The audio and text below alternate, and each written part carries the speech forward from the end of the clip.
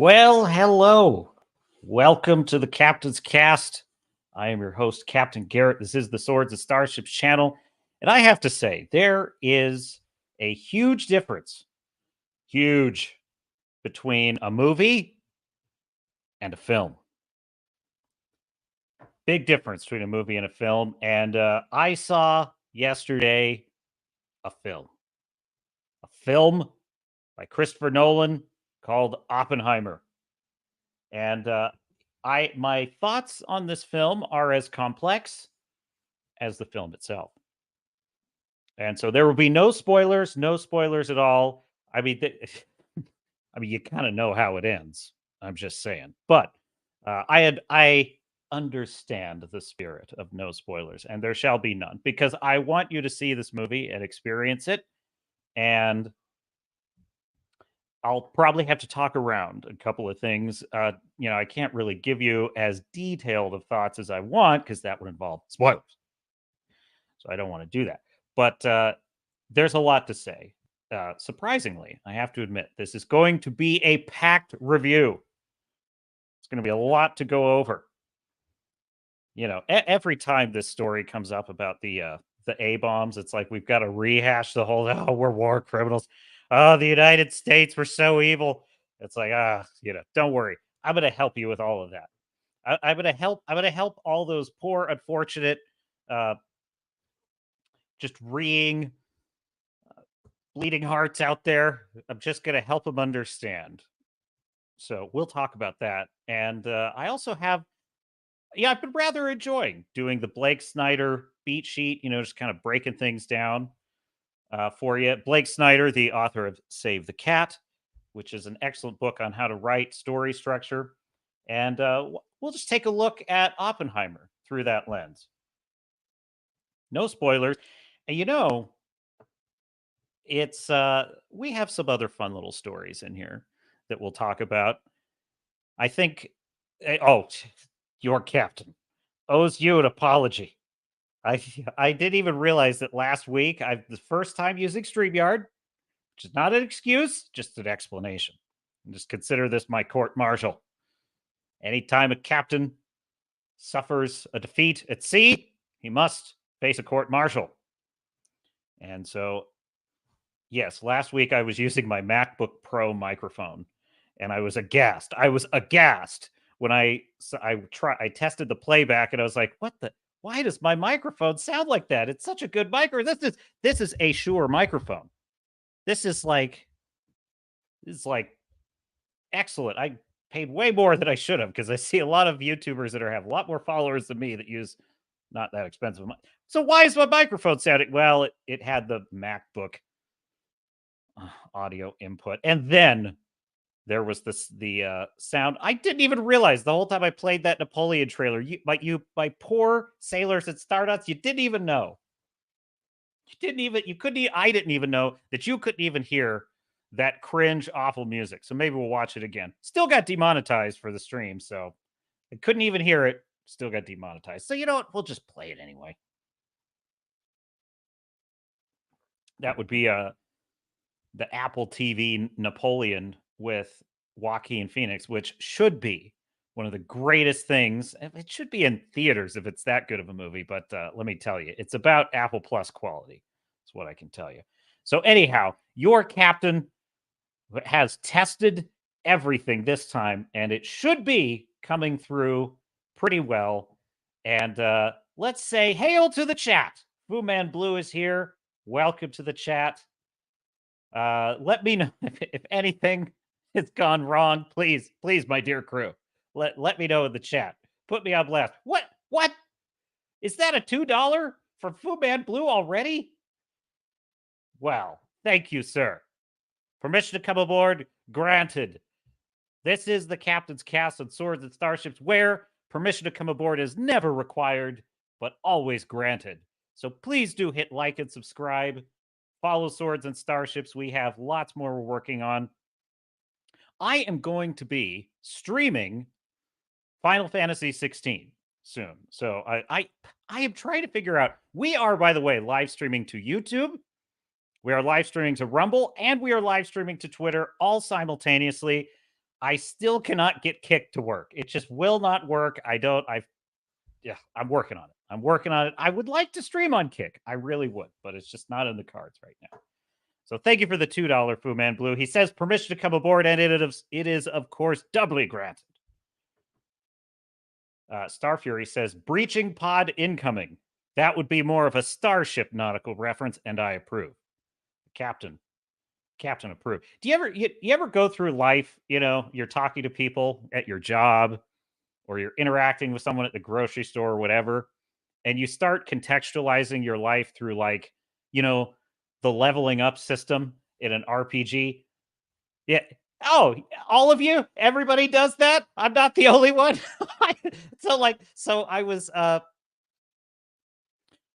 talking to, shall we say, like a supervisor person at my work, and I was asking them for something, and I'm usually very persuasive and incredibly charming, is your captain.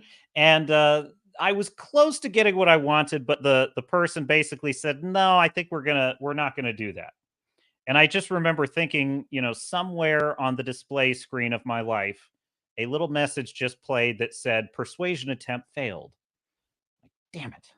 So anyhow, I have no idea. That was apropos of nothing. It's just me being a nerd. It does happen.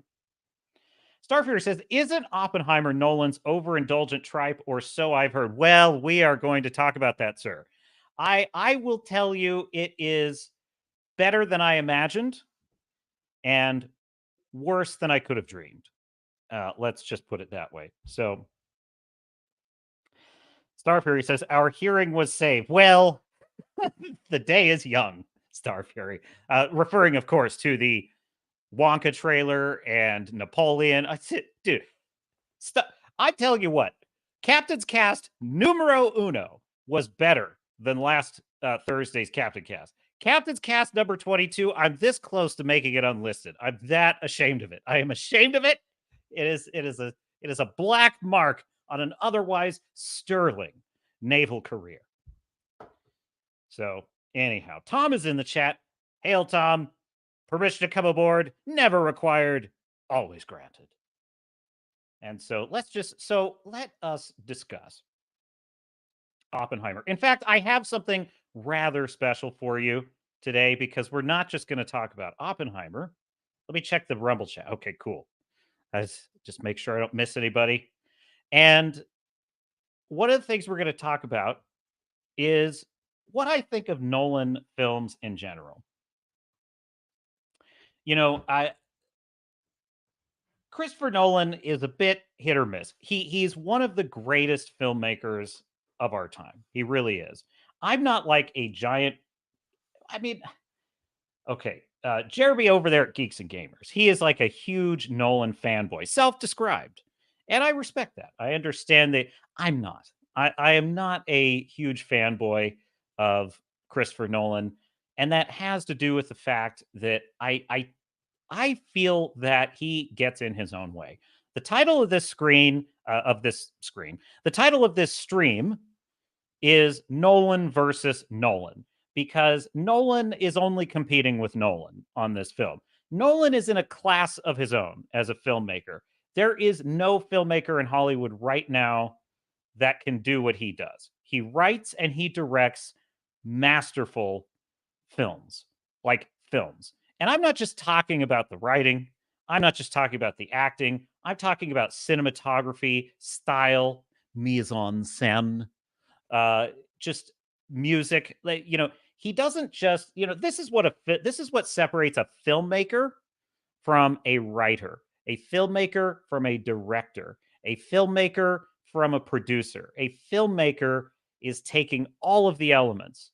And I mean, I obviously filmmaker applies to kind of anyone that's working on films, but I'm talking about capital F filmmaker.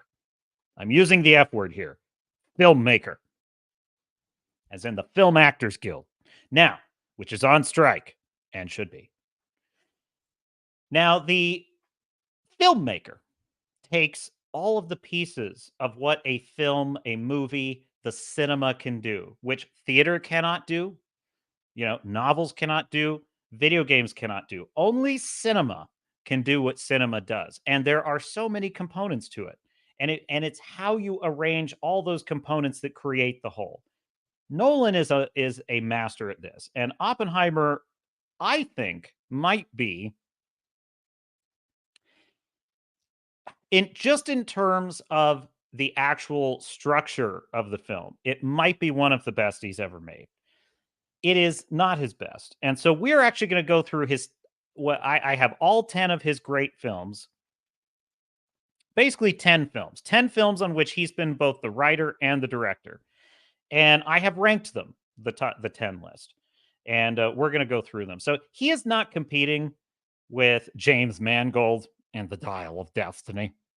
He's not competing with Jeff Loveness. He's not competing with who is the one that did Patty Jenkins, Wonder Woman. He's not competing with any of those people. Nolan makes a film, it's excellent. If it's his worst film ever, it's excellent. The only question is, how much more excellent could it have been if Nolan's dark side had not interfered? And what I mean by that is I think he has a taste for the melodramatic. Now, that's not necessarily a bad thing, but when you have such grounded, gripping drama, just to gild the lily, as it were, is a crime. It's just a crime. And I feel like he gilded the lily with this film. So what do I think of this film?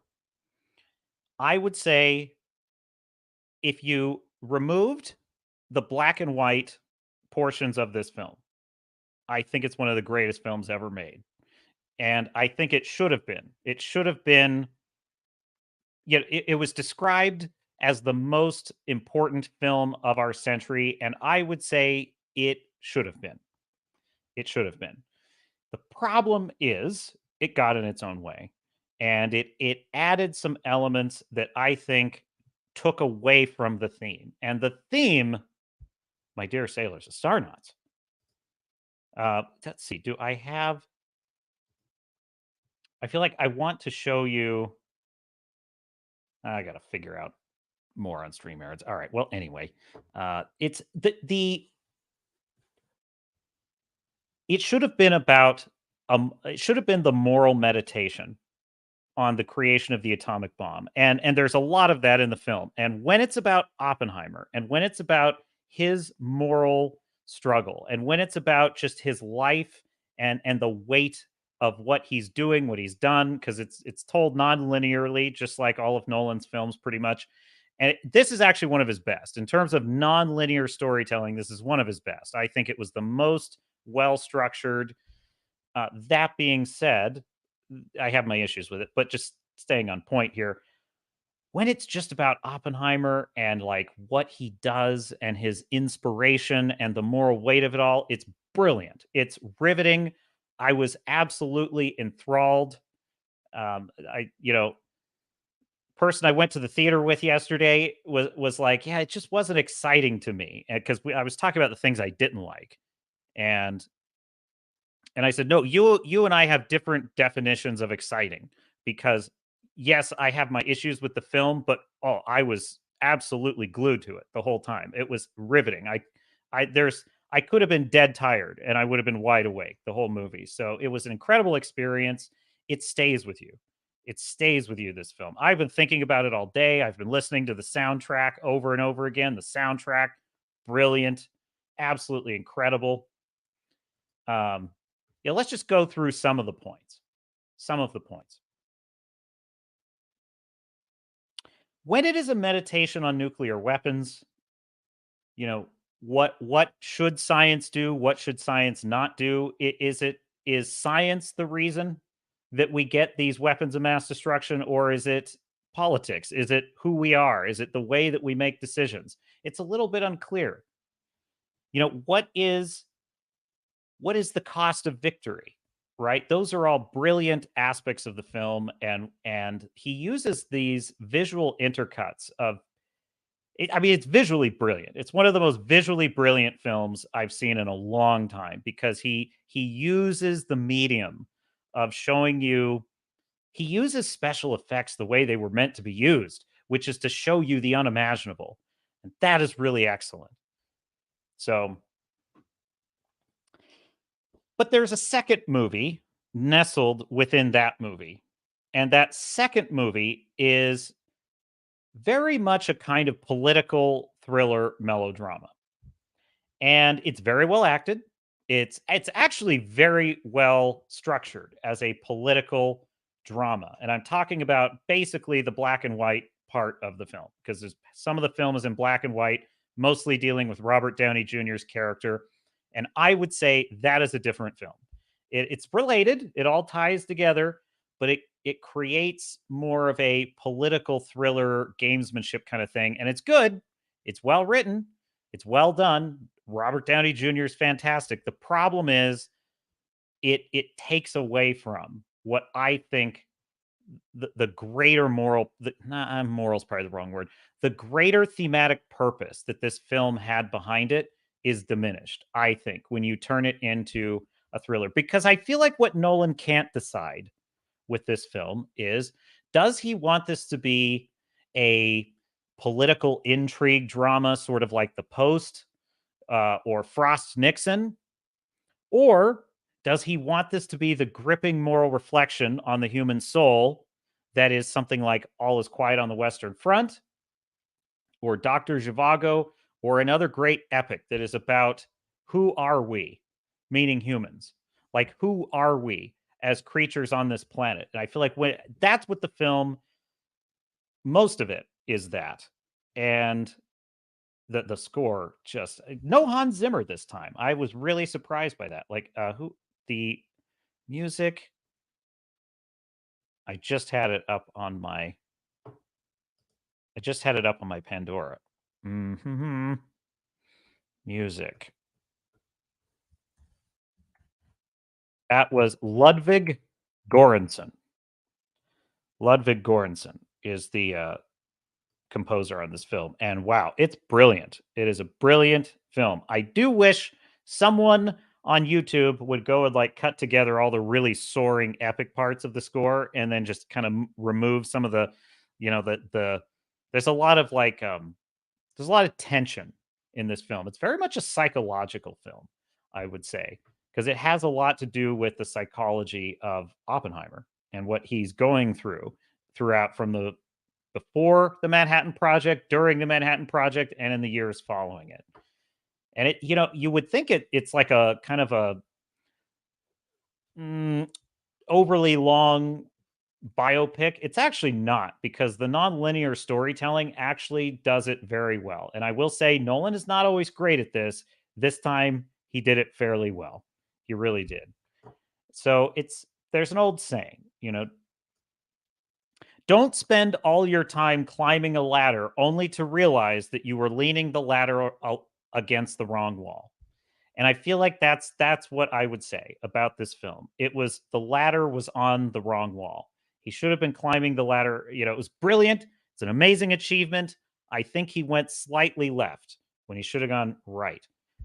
Another interesting thing I think about this film is it, like all of Nolan's films, I think it is a political Rorschach inkblot test because there's a lot of the stuff about McCarthyism in it, and I definitely had my typical eye roll. I'm like, yes, it's incredible. It's incredible. We basically have a situation in this country right now where the political party in power is directly using its own ability, its own FBI and everything to prosecute the opposing party. So we literally are living in a time where the FBI is and other agencies are being abused to censor citizens and cause all these different problems. And it's amazing how there's not very much anxiety on the left about that, but they still are freaking out about McCarthyism. So I did, but then the other half of me realizes that like there's a lot about this film that also is a critique on what's going on right now. Yeah, the communism scare And frankly, maybe we should have been a little more paranoid, but that is neither here nor there. The Red Scare, as it were, very much parallels the kind of woke cancel culture that we have today. And I think one reading of this film is that it's a critique of that, and one reading of the film is it's a critique of the rise of fascism. So my point is, I think if you go into this film as a liberal, you are going to see it as a biting critique on militarism, the rise of fascism. You're going to see it as a critique on, right wing fears and paranoias about socialism and communism. But if you're a right wing person, I think you're going to go into this and see it as a critique on the deep state. You're going to see it as a critique. I mean, it certainly is. You're going to see it as a critique on, well, frankly, endless wars and different things like that. So you're going to see it as there's something there for both sides. And you know something? I quite like that. I quite like and respect Nolan as a filmmaker for that. There is a complex, fairly nuanced political message. I mean, I tend to think he leans classic liberal, not like crazy leftist. I think he leans classic liberal, kind of like an Elon Musk liberal. It's kind of what I would guess Nolan is. And he definitely but he's able to actually write nuanced character and give some moral complexity to it. So, some of my initial thoughts on that. Holy moly, Wrangler's in the chat and with a $10 super chat. Why, thank you, good sir. Captain, salute to Wrangler. Hail, Captain. Sorry I can't stick around long, but I wanted to stop in, say hi, and drop a like. Keep up the great work, and I'll be listening on the replays. Well, thank you, Wrangler. Permission to disembark granted, sir. And thank you very much for that very generous super chat. It means a lot to me. And I'm so thankful for everyone that's watching, just passing by, even just watching it for a minute and saying, well, that guy sucks and leaving. Well, thanks for stopping by. But also thanks to everyone who's watching it, liking it, sharing it, talking about it, just lurking. It's all very meaningful to me. So I appreciate it. Fu Man Blue says, get better dice. To the captain. Too funny. Star Fury says, let's not sit on that fence. You'll get splinters. Okay. All right. Well, I'm getting there. Star Fury. Jeez. I'm building a nuanced case. I'm not sitting on the fence. I have a very strong opinion about this film. I will explain it. He says, isn't the problem with Nolan? He is great at the surface stuff, but fundamentally misses the heart of a movie, making most of his movies sterile.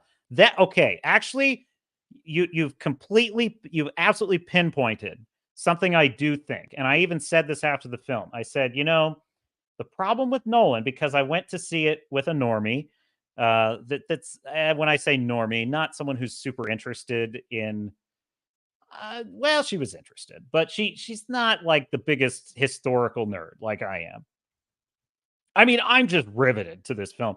And the feedback I got made me, you know, respond that I think the problem with Nolan's filmmaking is he's very intellectual and he's very um what's the word I'm looking for? He has kind of an aloof style with his storytelling. And one of the interesting things people have noted is if you look at a lot of his male characters throughout the history of his films, they often have a wife. They're either a widower or they're estranged from their wife and they don't have like any like female romantic attachments. Interstellar, Memento, I'm trying to think of a couple others, but basically Inception, they tend to have this strange detachment. And in this film, that's not the case. He actually has the relationship with Kitty and a couple of other women. It's almost as if Nolan's making up for the lack of female entanglements in his previous films. But that being said, you're right. There is a detached kind of intellectual style that he has. And I feel like this was not the film for that. This was a film to lean into it. So, well, let me just tell you what I think. Out of 10 bars on the epaulets, I give this film. Let me double check my notes. I don't want to contradict the captain's very carefully considered. Yeah, that's right. I had the right thing in mind. I give this film 9 bars out of 10 bars on the epaulets. And that is to say, it was exceptional. It was moving. I loved it. I would say it was 70% of an absolutely flawless film, and that left me stunned. That left me wanting to think about it. I actually want to see it again. The it's a great film that makes me want to listen to the musical score and think about it. It does not get 10 though. It does not get 10 because I would say there is a melodramatic political intrigue story that completely loses the plot because the theme of this film is humanity, our self-destructiveness, our the way that our own tribalism sometimes blinds us to what we're actually about to do to ourselves, I think. It has to do also with just how society is organized and what is the meaning of creating something? What is the consequence? Science has a kind of detached attitude about itself. It has an attitude of like, well, our job is just to go find the answers. But the interesting thing about it, there's a point in the early part of the film where the whole reason that the race for an atomic bomb starts is because a physicist in Europe figures out how to split the atom. And it's a headline in a newspaper. And what that meant to Oppenheimer is that every scientist in the world has just figured out what we just figured out by reading this headline. A bomb is possible. They're now going to be working on it. So we better get started. And so, in a sense, the origin of the entire thing is science itself. It is the actual quest for knowledge itself that results in the creation of the bomb. And I will just say, kind of related to that theme, the final lines of this film are brilliant. I mean, the final shot of this film is one of the best things I've ever seen. And there is one scene in the film that was absolutely just stunning, just absolutely stunning. I was, I, and it wasn't just because it was well done. It was because he used visual elements. I had never seen them used that way before. And it was all psychological. It wasn't, wasn't what you're thinking. It was something you're just not even going to know until that's just me. I'm sure there's other people that would disagree with me, but so no, it was a great film, but it lost, I would probably, I feel like this is a film that needed to have the emotional moral core that I'm talking about because we as a species need to think about this. We as a species should consider, like should reflect on ourselves. And now no, I'm not saying we should all feel guilty, that there's a lot going around the internet about we're horrible people for bombing the Japanese islands and all that stuff. And I'm going to have a reply to some of that because there's a lot of historical context that gets lost. And definitely one of my critiques of this film is there's a couple of scenes where I feel that they portray the debate over where, how, and whether to drop the bomb as being sort of glib and flippant. And I even heard a couple people in the theater just groan at a couple lines because they were angered by what the characters on the screen. I'll just give you one example. They're debating whether to drop the bomb, whether to warn the Japanese. This is a real debate that did happen. It's very fictionalized the way that it's portrayed in the film because I guarantee you no conversation went exactly this way. But it's a film. You kind of have to make concessions for that. But in any case, what they were discussing were things that were actually discussed historically. And one of the things they were talking about is what is the list of cities we're going to consider using this on? And one of the president's cabinet, basically is saying, well, I requested that Kyoto be removed from the list because it has great significance to the Japanese people. And then he kind of laughingly says, and my wife and I honeymooned there. And they all just kind of, and I heard someone in the audience just go, oh, they were so angry by that. They were so angry. And it pissed me off. It pissed me off because I was like, that gave the audience the impression that all of the great minds of the United States were literally just crowing with glee as they planned this. That like all of the, we were just so excited. And that could not be farther from the truth. There definitely were the cowboys that were like, drop Drop them all, drop them right on Tokyo. I'm not saying there weren't, but there were plenty of people in Truman's cabinet that were advocating for like a warning shot or a non-populated area. And I forget who exactly it is, but I read it before. But basically, yes, one of his cabinet had specifically requested Kyoto be taken off the list because he knew that city had a lot of significance. He'd been there, he'd spent time there, and he'd honeymooned there. And to me, that tells me that like there is an understanding that we're about to do something terrible. We're going to do something terrible to stop something worse from happening. But the way the film portrays it, it's like it was nothing to him. It's like, oh, I kind of like that city, so we'll let that one slide.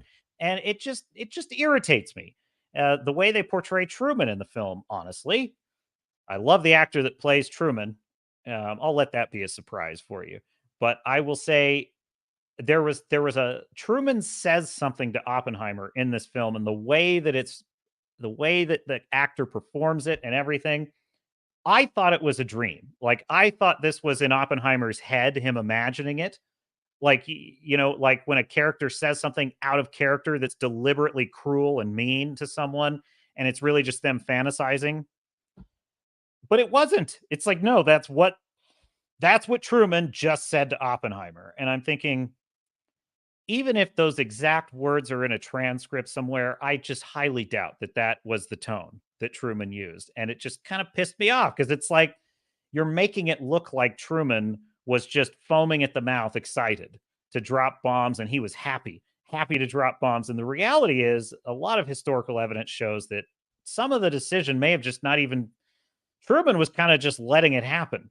It was already going to happen before Truman took office. And there's even an argument.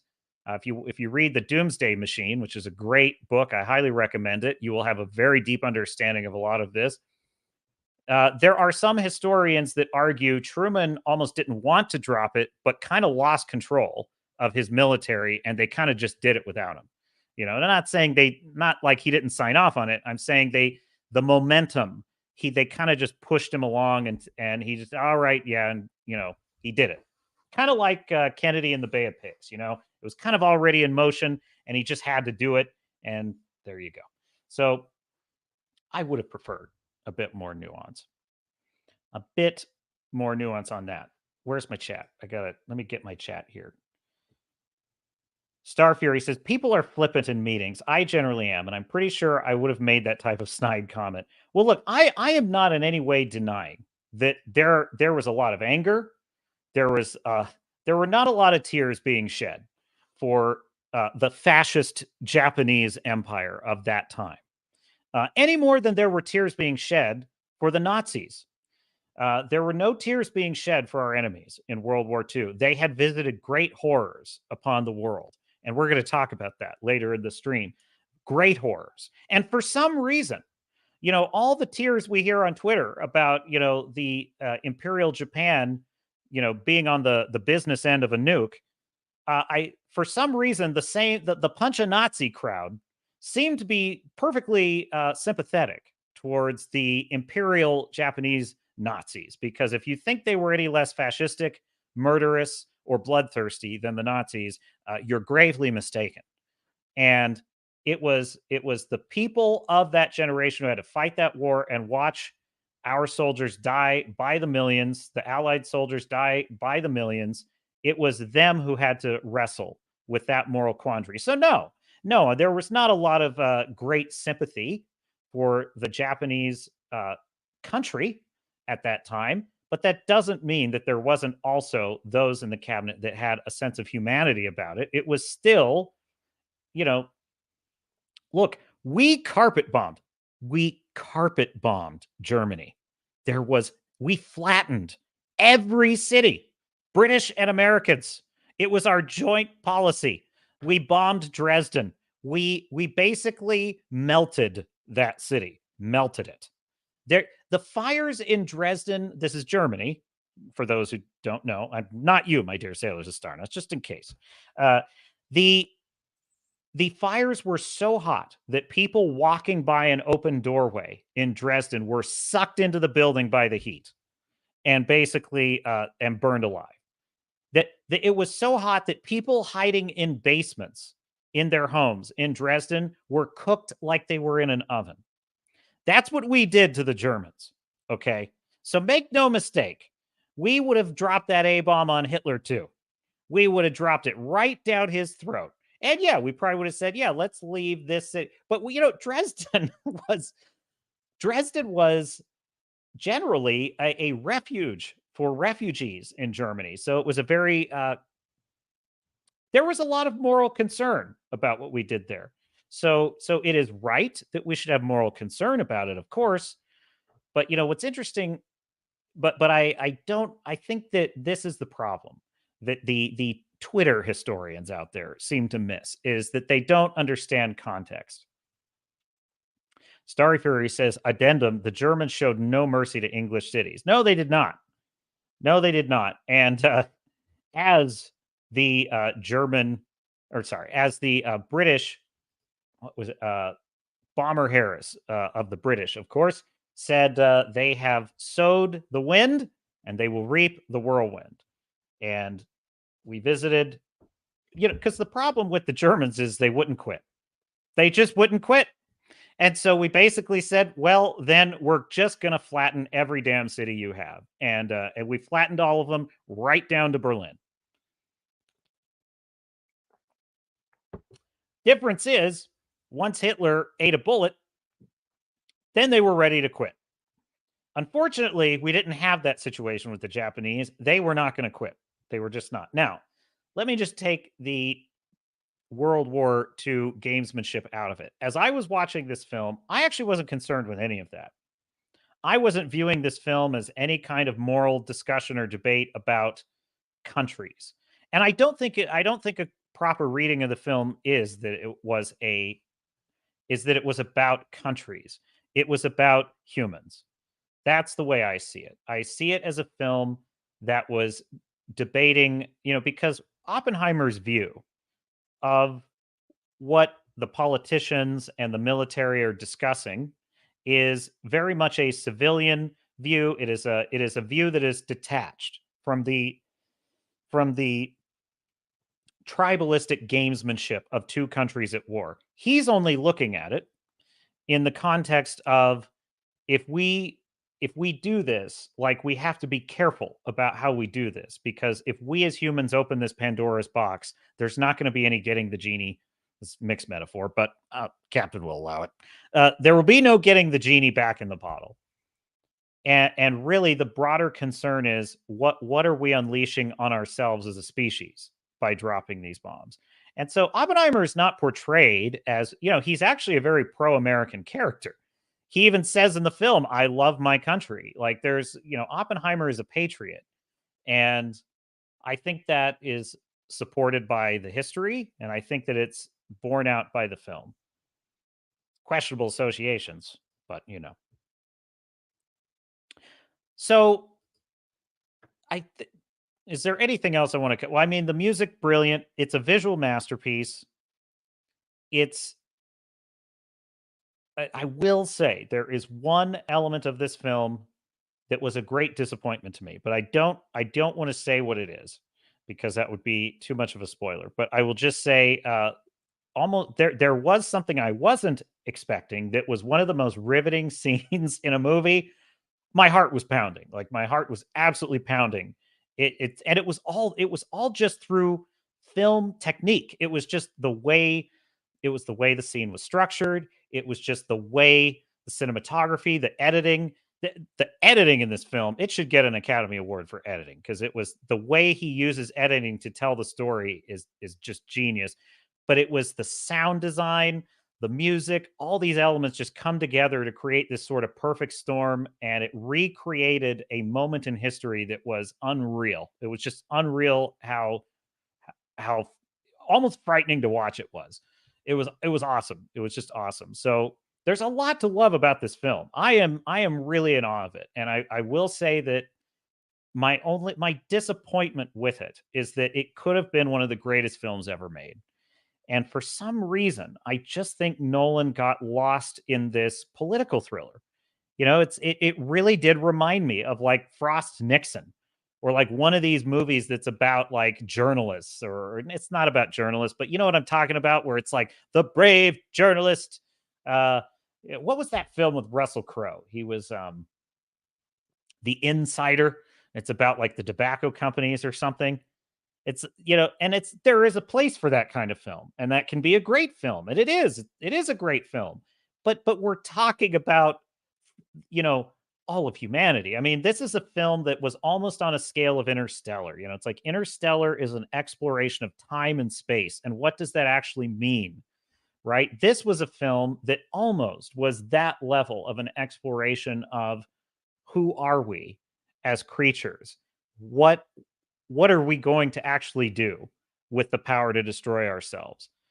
And it's not overly, there are some parts of it that get a bit heavy-handed, but for the most part, I think when it just sticks to the subject of Oppenheimer, the project, and the you know, pun intended, fallout, when it sticks to those three things, it is one of the greatest films I've ever seen. It is very apolitical in that sense. It is just very much a meditation. And I don't see this film as trying to cry a bunch of tears for the Japanese, the fascist Japanese government. I see it as being just a very sober look at, like, look, what we did at Dresden was terrible. You know, what we did, yeah, we killed a lot of people, a lot of civilians, a lot of people. We flattened a lot of cities in Germany. We flattened a lot of cities in Japan. And that's a terrible thing. Regardless of the moral justification for it, it's horrific. War is horrible. War is hell. It's to be avoided. And that, and now it may be fatal. So on that score, I wish the film had kept its focus there, because if it had, I think it would have moved people very deeply. As it stands, I don't think this film is going to be deeply moving to the average cinema goer. I think it's going to be a bit confusing and a bit frustrating, and that's not, it's not a commentary on anyone's intelligence. I'm just saying, like, a film either connects with you on an emotional level or it doesn't.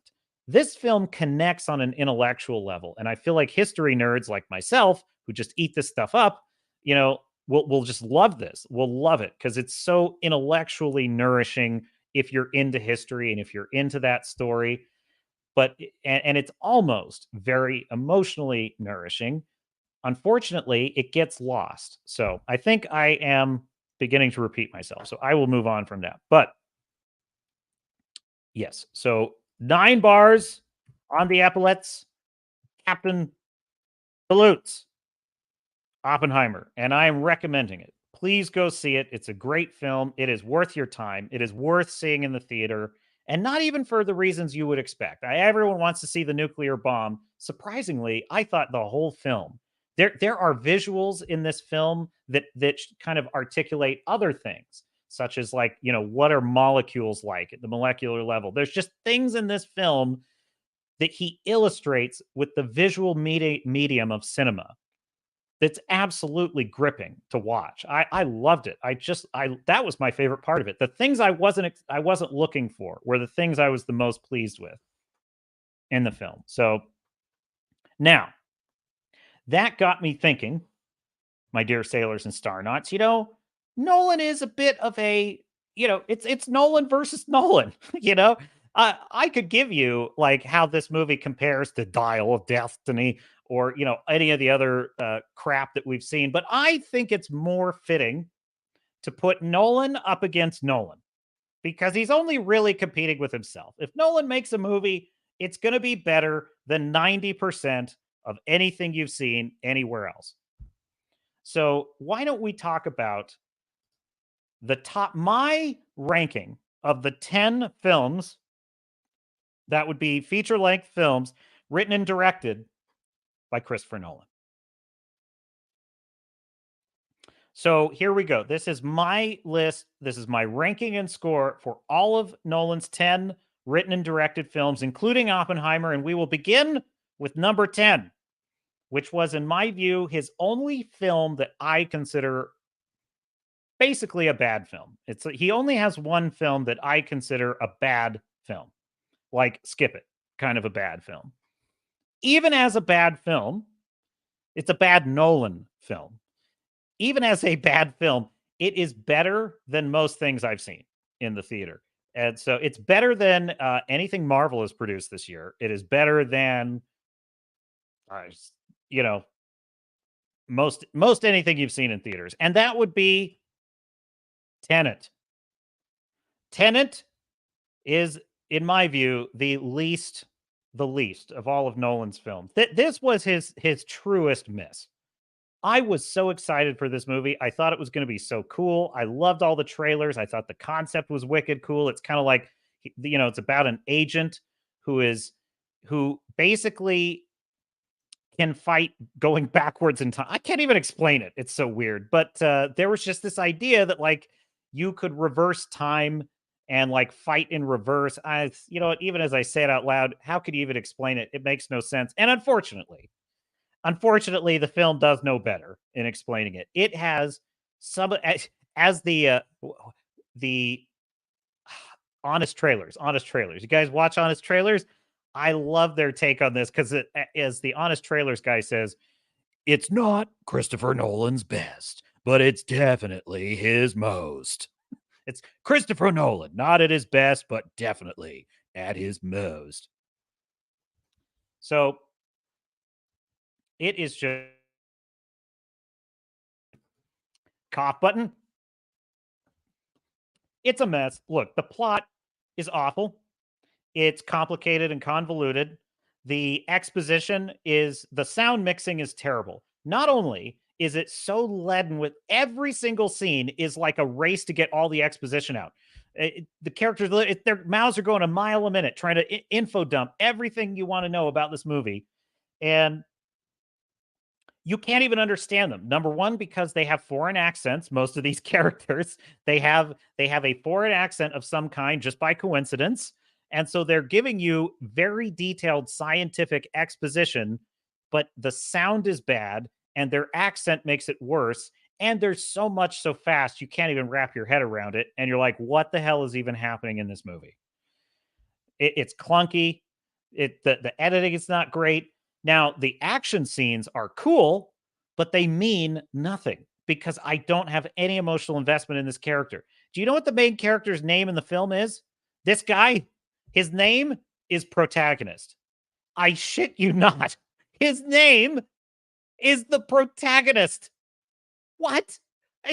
This is the worst work that Nolan has ever done. It is so disappointing because, this was a great concept that, well, I don't know. Maybe it was like, what if you could fire a gun in reverse time?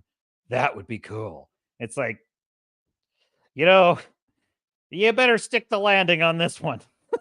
He did not, my friends. He did not. So no, I was so disappointed. I left that, because look, when I'm in for a Nolan film, I'm excited.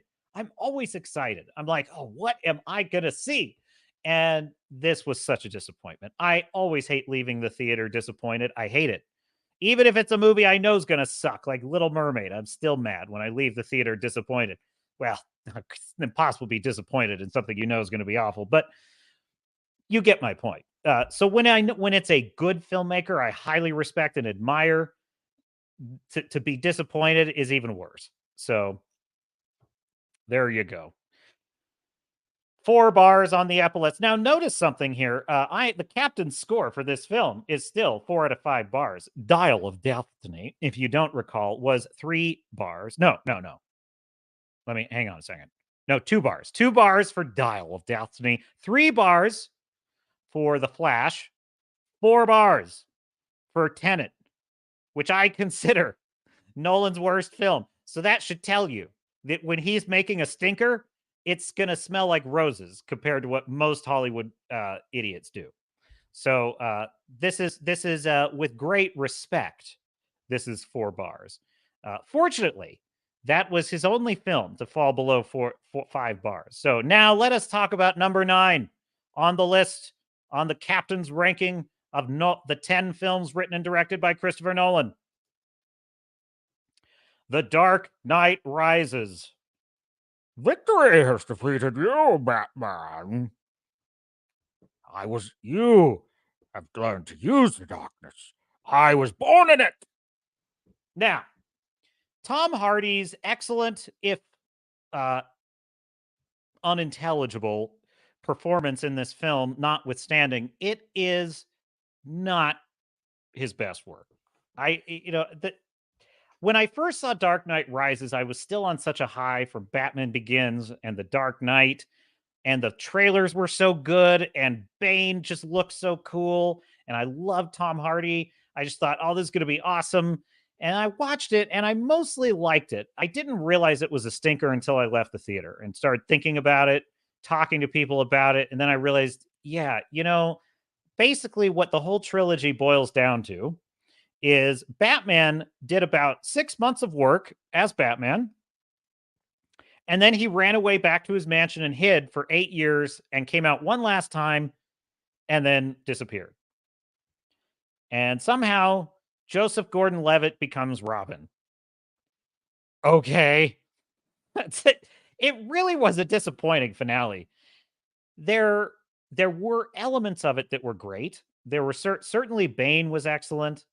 I say that a lot of Nolan's films are a Rorschach inkblot test. This one more than any other, because I remember hearing right-wing people saying, "Oh, this is just an anti-American rag," and then I heard all these leftist people saying, "Oh, this is a right-wing fantasy," and I'm like, "It's both. It's both." I mean, Bane is both a communist revolutionary and a kind of like right-wing, you know, anti-establishment guy. He's kind of both at the same time. It's a fascinating, like, watch it. Whatever your political views are, it will kind of reflect it back to you. I actually quite like that aspect of the film.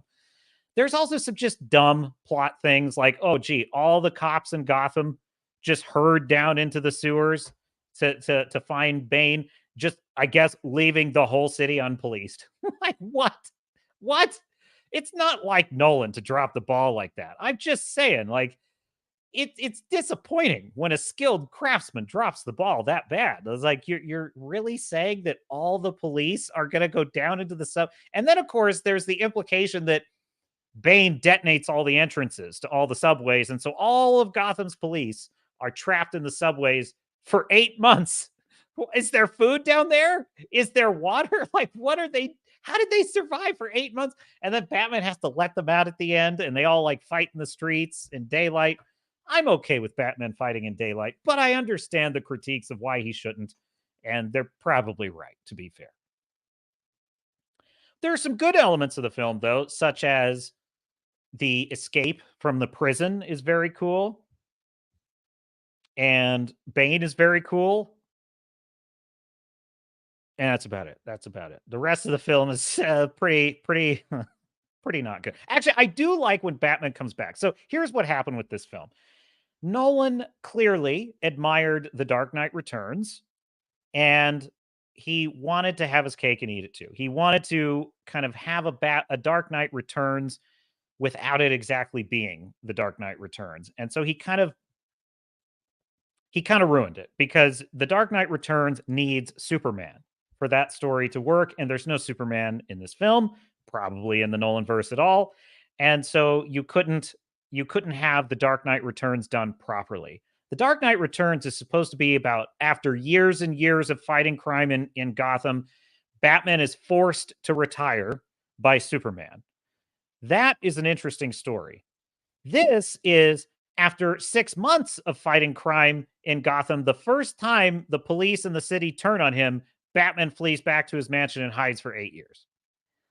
Uh, that sucks. That really sucks, and I'm very disappointed.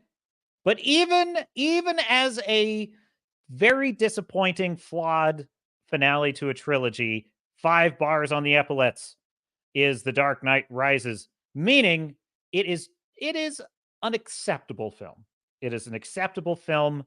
However, it is ranked number 9 in Nolan's 10 written or directed films. Starfury says Nolan needs someone who will slap him every day to remind him he is human. A bit of a variation on the slave whispering into the emperor's ear, reminding him he is not a god. I perhaps Perhaps every great craftsman artist suffers from this same potential curse, which is you get comfortable. I have learned that if you are working on something that scares you, you're still challenging yourself. And so I would say if Nolan is still feeling that fear and resistance when he sits down to write a screenplay, that's good. But if he sits down to write a screenplay and it's pretty easy, that's just my take on it. He should reconsider. Am I challenging myself? Am I doing? I suspect he is. I don't think it. That Oppenheimer. Say what you want about all the things. All my critiques notwithstanding, the actual writing of Oppenheimer is pretty excellent. It's a little rough in a place here or two. I have some quibbles with some historical portrayals, but it is well structured. It is well written. It's much better than Tenet. It's much better than Dark Knight Rises. So Oppenheimer actually, I think fixed a lot of things I've seen done wrong in Nolan films before. So that I will say for it. So let's talk about number 8 in Nolan's films. My eighth, would I say eighth favorite? Yeah, I think I can now say eighth favorite because I think we're moving past the stinkers now. Dunkirk. Number 8 is Dunkirk. We actually aren't moving past the stinkers just yet. Captain score on Dunkirk, 7 bars, 1 pip. 7 bars on the epaulets with 1 pip. That's a 7.5 for the uninitiated. Once again, I love the story of Dunkirk. That is the real historical event of Dunkirk. It is one of the most miraculous, harrowing, tremendous events in military history ever. It's like something out of a novel. It's like a fiction author could never have envisioned a more stunning and dramatic military conflict than the Battle of Dunkirk because it literally was all of the Allied army, France and England, decimated by the blitzkrieg of the Germans in World War II, driven nearly into the sea and trapped in the small town of Dunkirk with nowhere to go, no way to get evacuated. The last 300,000 soldiers of the entire British army. And if they were annihilated, it was over for democracy in Europe.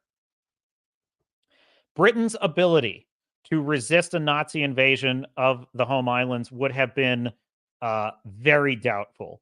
It still would have had the channel, still would have had the might of the British Navy, but with no army whatsoever to defend the beaches, like that would have been a very, very dooming, a very gloomy prospect, let us say. So it's a tremendous, but the incredible story of it that essentially you had them driven to the beaches of Dunkirk, where the shore was much too shallow of water for large troop transports to get in there and evacuate them. So there was no way to get them off the beaches. So what did they do? They activated Operation Dynamo, and the Navy basically went and commandeered as many civilian and commercial ships as they could, boats, small ships from around England, and they sailed them across the channel. And many of them were captained by their civilian owners, literally civilian captains of sailing vessels crossed the English Channel to get their soldiers off the beaches, even while being fired upon by the Luftwaffe. It's incredible. So naturally, when I saw this film in the trailers for it, I was pumped. I was so excited. I was like, this is going to be the best film ever. Unfortunately, it turns out to be, once again, it is one of Nolan versus Nolan. On the one hand, Nolan is about to tell you this incredible story of the evacuation from Dunkirk, the miracle that saved the British Empire. And on the other hand, Nolan is going to subject you to a scientific experiment about whether you can figure out what the hell is happening when a story is being told in 3 different time frames, one spanning 3 days. I think it was, what was it? One is spanning 3 weeks. One is spanning like 3 days, and one of the timelines is spanning 3 hours, I think. It was something like that. It was like 1 week, 1 day, 1 hour. I think it was 1 week, 1 day, 1 hour. 1 week for the troops on the beaches waiting to be evacuated. 1 day for the actual travel across the channel by the boats to evacuate them. 1 hour for the pilot of a group of planes, RAF planes, defending the evacuation from the Luftwaffe. And he intercuts all those stories. Now, on one hand, it's intellectually brilliant to watch. It's one of the most incredible feats of storytelling I've ever seen. And on that level, it quite delighted me. Like, I remember watching it and thinking, that was genius. That was brilliant. And then I left the theater and I had this sinking feeling of like, and yet,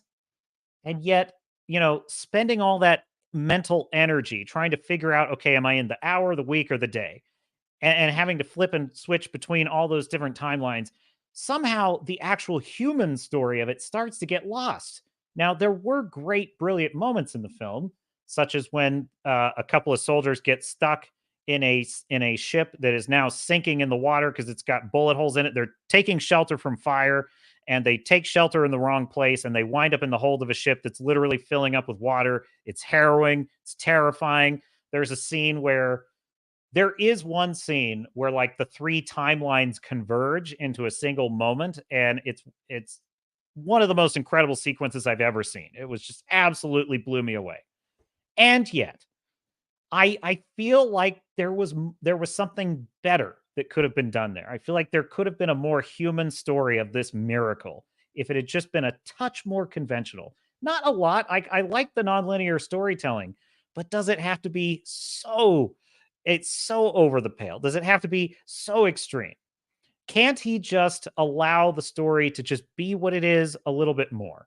And I feel like that's where Nolan gets in his own way as a filmmaker. So I don't actually consider Dunkirk one of his best films. It is still going to get 7 bars on the epaulets for the captain. And that is to say, it is a great film. It is a great film. It is a brilliant cinematic achievement. I highly recommend you see it if you haven't. Not his best. How about number 7? Shall we reveal it? Star Fury says, we would have deployed chemical weapons if we lost our army at Dunkirk. I can't remember the code name of the Order's battle plan. Yes. Good to have those in the back pocket. Well, I know, but who would have been throwing the chemical weapons? Like farmers, basically. The reserve, which would have been like, older guys, older veterans and stuff like that. It would have been that would have been like throwing rocks, I think. But yes, you certainly could have tried that. I'm not saying it would have been, you never know. You never know what would have happened in history, but losing that army, it would have been bad. It would have been bad. I mean, because here's the deal. That army being saved told the Germans that they had to be careful. They had to clear the channel and they had to really be able to land in order to have a successful invasion because they were going to face resistance, right? So they couldn't just try to charge across the channel. And the problem was that they couldn't. They couldn't because the the RAF just would not quit. They had hardly any planes, hardly enough fighters, and they just used them to their best effect, and they just made it just hard enough that they could not get across that channel. And of course, Hitler's naval force was fairly pitiful. I mean, he had, of course, the U-boats, which was his one card to play, but he had no aircraft carriers of any repute. His battleships, the problem with the battleships is this was the war that ended battleships. There was really the Bismarck was never going to take the English Channel. Just wasn't going to happen. So against the might of the British Navy, he was never going to get it done if he could not clear that channel. But if they had known there was no army to resist them, that might have changed the calculation. Just one captain's opinion. So number 7, Memento.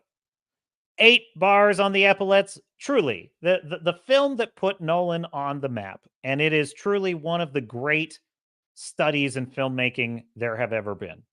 I love this movie. Guy Pearce is one of my favorite actors. He always has been. He's never been in enough movies. He should have been in like 3 times as many movies as he's in.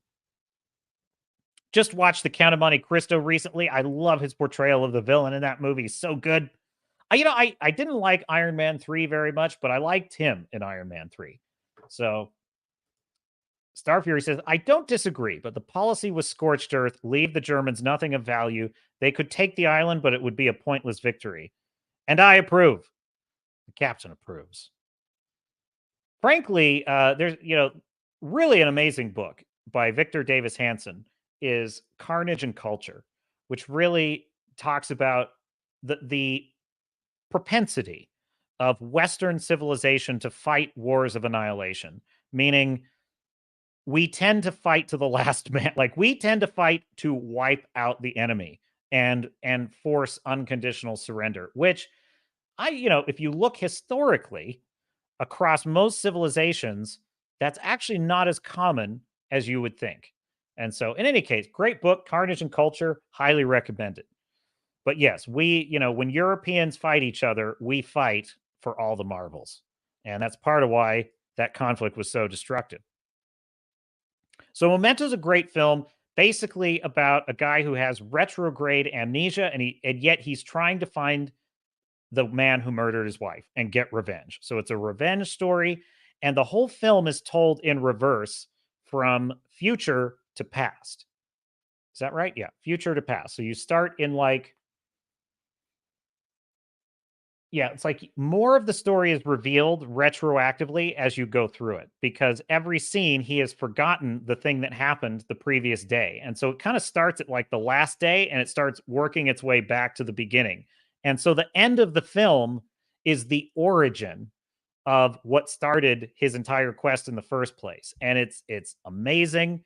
It's just a fun ride, and it's quite remarkable that Nolan was able to tell this story without it being confusing, and yet with sort of each new memory, like each memory of the past that he reclaims, right, through a note or a picture or something or a clue that he's pursuing, reveals more of his motivations, reveals more of why he's doing the things he's doing, and adds more to the story. And it actually, for the audience's perspective, it's revealing the story, but from the protagonist perspective, Guy Pearce, he still doesn't remember what's happening.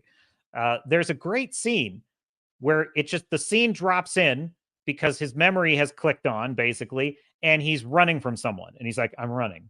Okay. Why am I running? Then there's a guy chasing him. He's like, okay, someone's chasing me. I'm running away from him. Why is this guy chasing me? It's a great movie. So check it out. Now, number 6 in Nolan's 10 films written and directed, The Prestige. 8 bars on the epaulets, a great film about Hugh Jackman and Christian Bale as two rival magicians in, I want to say, late 1800s, early 20th century England.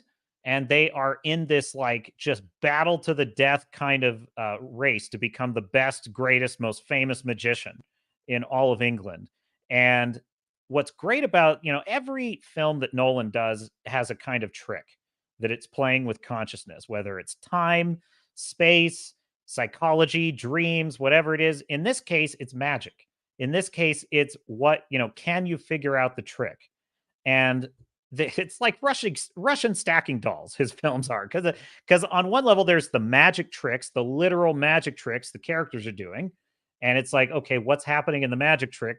But there's also a magic trick between the characters because the two characters are trying to deceive each other, and then there's a magic trick for the audience, which is what you think is happening actually happening, or should you have been looking over there? It's great, and there's also this amazing moral conundrum about Hugh Jackman basically gaining the ability to literally duplicate and clone himself, but because it's all in service of a magic trick. And every time he clones himself, there's another duplicate of him. And so what he has to do is he has to drop every duplicate into a tank to drown. And from the audience's perspective, they're like, how did you do that? But from his perspective, every time he does it, he doesn't know if he's going to be the man on stage or the man in the tank. It's I don't want to say more than that. It's brilliant. I love The Prestige. That being said, there is a better film, even in my view, on the list of Nolan's greatest hits, that is all 10 of his hits, Inception. Now, if Memento is the first chapter in his consciousness, consciousness and psychology trilogy, so to speak, Inception is the second chapter where Memento explores memory and what memory, the story we tell ourselves about who we are and how it influences us and what we do in life. Inception is about dreams. What is the power that they have over us? How do we know the difference between dreams and reality? And it also just functions as just a really great heist movie wrapped in a really like mind-bending kind of Matrix style anything can happen movie. It's just a spectacle, this movie. And wrapped inside of that is a what is the nature of reality meditation. Some of the best effects. I've never seen a film like it before or since. It's excellent score by Hans Zimmer. It's just an awesome movie. It's probably one of Nolan's most just anyone can watch this movie and get a kick out of it. It's like one of his it's like all of his films, it's cerebral, but it's not pretentious. It basically is just a straight up action film, but it uses dreams as its backdrop. Now, one thing I like about Inception, there's something about dreams being portrayed in movies that's hit or miss. I don't like it. Star Trek Generations, The Nexus, they never should have tried to portray what heaven was like. And when it comes to dream sequences, they I find them annoying and grating as often as I find them helpful and interesting in a film. That anytime there is a dream happening in a film, there is a 50-50 chance I'm going to roll my eyes. And part of it is because oftentimes they're very cliche. They're very cliche, especially like nightmare sequences in horror movies. Those are usually the worst. It'll be like, their long lost love and they're embracing, and then the long lost love turns into a monster. I hate you. Oh man, Star Trek episodes are the worst at this. I hate Star Trek episodes that do dream sequences. I really do. It's like one of the worst. It's always the most cringe. It really is. So to watch a film that says, okay, but what would dreaming be like if we could just see it in a conscious state? This film makes an attempt at showing that it is as interesting and as game an attempt as I have ever seen. And what I love about it too is the rules that he constructs in the film for how dreams work are both brilliant and simple to understand, and yet also ring true. Like, for example, in the film, if someone is starting to realize they're in a dream, that weird things start to happen. The walls start to shake or things start to fall apart, and the characters in the film are infiltrating the dream to steal information from someone's mind is basically the premise if you haven't seen it. And in the particular case of the film, they are trying to implant an idea in someone's mind, which is what they call inception. And if the dreamer who is unaware they're in a dream starts to become aware of it, the dream starts to, collapse. Now, what the characters explain is this is because the dreamer is becoming aware of the strangeness of the dream. They're actually saying, like, wait, this doesn't make any sense. How can you be here? And I'm like, that's super cool. Because, like, that's how a dream is. Like, when you start to become aware that the dream is strange, you actually start to wake up from it. When you're like, wait, how can I both be this person and be talking to this person at the same time? Dreams are weird that way. So I love how he constructed these rules that are both drawn from reality, but also allow the film to work. It's very simple. It's a Swiss watch, this movie. So love Inception. Star Fury says, this is where Nolan got his love of the gimmick, and he has never gotten over it. Fair enough. Yeah, you're not wrong. Can someone please tell Nolan linear narratives are allowed? Yes, yes. I think what I'm getting at here, Star Fury, is I'm fairly in alignment with what you're saying, and I think that's a little bit my frustration with Oppenheimer. It's like, look, Nolan, listen. Uh, of all the films you've endeavored to make, this might have been one of the most thematically and morally poignant ever. This may have been one of the most powerful and impactful ever. Did you really have to go full political, non-linear spy thriller with it? Really? Could you just have taken just one time, make it just a little bit linear? Now, I'm not saying the whole thing, just make it a little bit linear so that we can just sit with. You know, I actually think the biggest problem with Oppenheimer is you can't sit with the moral contemplation of it for long because he's moving right back into the black and white what's going on in the Senate hearing. And that's what kills it for me is, not ruins the movie. I'm still, look, it's still 9 out of 10 bars here. I'm just saying that's why it's not 10. That's why it's not 10. That's why it's not the most important film of the century. I'm sorry, it's not. Speaking of Oppenheimer, that is.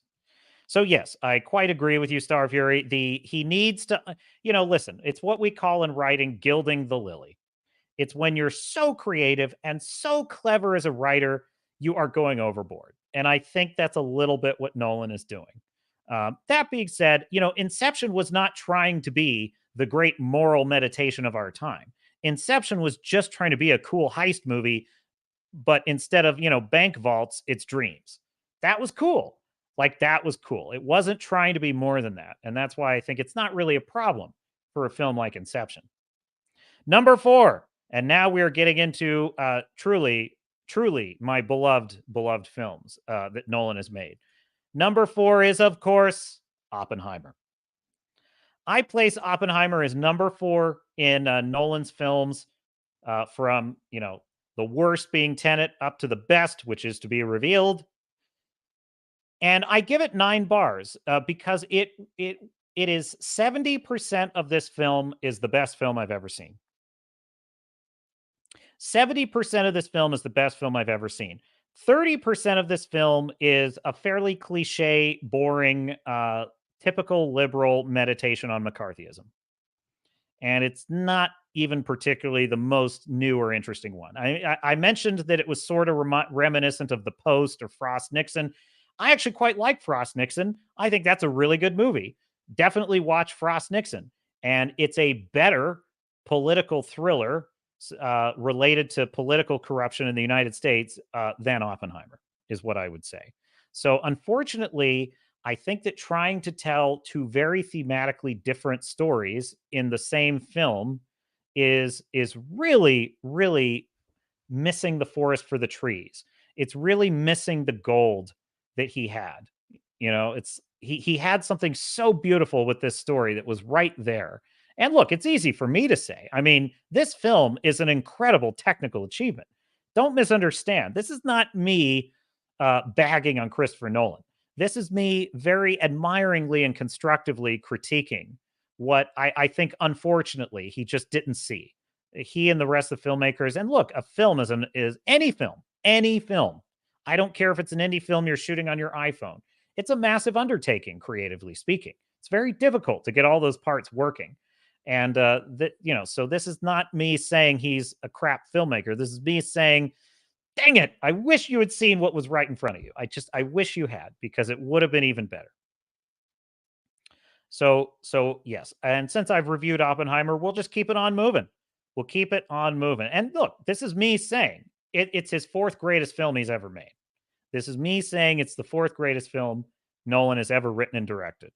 Absolutely. Number 3, Batman Begins. Now, I'm sure there are plenty of the approved film critique intellectual class who will not approve of a superhero movie being in this time. And I'm sure there's plenty of Nolan fanboys who will be, oh, come on, Captain. Come on, it's a superhero movie. And you know something? I will tell you, just go pound sand, because I am 100% saying this is his 3rd greatest film he's ever made. And I'm saying it is, in my view, maybe the greatest film, superhero film, almost. Let me rephrase that. It is maybe the greatest superhero origin story I've ever seen. I will never forget the first time I saw this in theaters, how just beautiful Bruce Wayne's journey is, from when he's up there in the icy mountains and he's meeting with Ra's al Ghul and he's training with the ninjas, and then he's making his moral decision about whether he should kill or not kill. to figuring out how to build the Batman suit, like how to create an identity, why he's creating it, how to become a symbol that threatens evil. And it all comes together in the end in a beautiful moral. It's a perfect hero's journey. It is a Joseph Campbell hero's journey. And yes, it is using non-linear storytelling. But I will tell you, I will say this. This was Nolan's best ever delivery of non-linear storytelling. I don't think he ever did it better than in this film, because when we go back in time in Bruce Wayne's story, it's always at just the right moment. It's always at just the right moment that we're going back in time to get more context. For example, he has this amazing fight, and Hans Zimmer's score is excellent. Hans Zimmer's score, it's actually Hans Zimmer, and he had a co-captain doing the music in that one, and I'm really drawing a blank on who it was. Let's see here. Batman Begins, because he's done other things, this composer. It's why I want to get his name, that I really like as well. And so actually his side of the score is actually really my favorite, because it's the more emotional side of the score. It's more of the Bruce Wayne score in the film. And that would be, God, I hate the new IMDb. Why do they do this? They make it so confusing to get to just give me the cast and crew. Why can't you do that? And then they put music at the bottom, which is like James Newton Howard. Thank you. James Newton Howard is who I'm talking about. So James Newton Howard and Hans Zimmer did the score. Batman Begins. It's excellent. It's one of the best superhero scores ever. It's just a great superhero movie. I just loved how they explained how his cape works. You know, you run electric current through it and it can soar. Like, they made Batman real. They made Batman like real. And I'm not criticizing any other portrayal of Batman, so to speak, nor am I saying that a more comic book faithful presentation of Batman would be a bad thing. I'm just saying I loved the idea of, like, how could we portray Batman as a character that is what we know in the comics and is real. And the Gotham City felt like a real breathing city with life in it. And it was just a great hero's journey. So yes, I love Star Fury. Says, look, Nolan, we all know you're a smartass. Now please make a proper movie for Pete's sake. Well, here's one. Here's one. And it's a mostly linear story, Batman Begins is. So yes, Batman Begins, his third greatest film of all time. 10 bars on the epaulets for Batman Begins. It is a 10 out of 10. I'll watch it any day of the week. I love it. Now, the penultimate in our list of Christopher Nolan's top 10 written and directed films rated. Here is number 2, his second greatest film ever made. And you're going to know what this is, my dear sailors and starnuts. You're not even going to be surprised, because you already know. It is The Dark Knight. And in my view, just from a technical, objective achievement point of view, it is the greatest superhero film ever made. It is. Now, that's not to say it's not without its flaws. There are a couple of like technical plot things that aren't the best.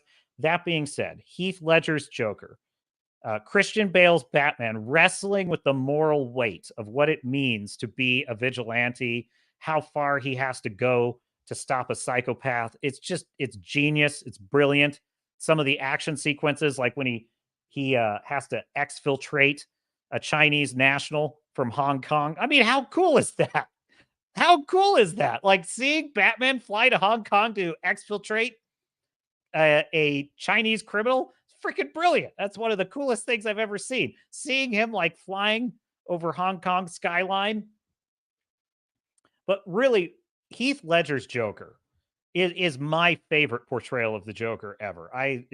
He was so incredible to watch. He had this kind of, very over the top Chicago accent that was super cool.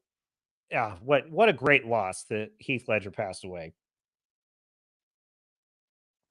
And I think that had to do with why Dark Knight Rises wasn't as good as it was, because I think had Heath Ledger survived, it would have been a different story.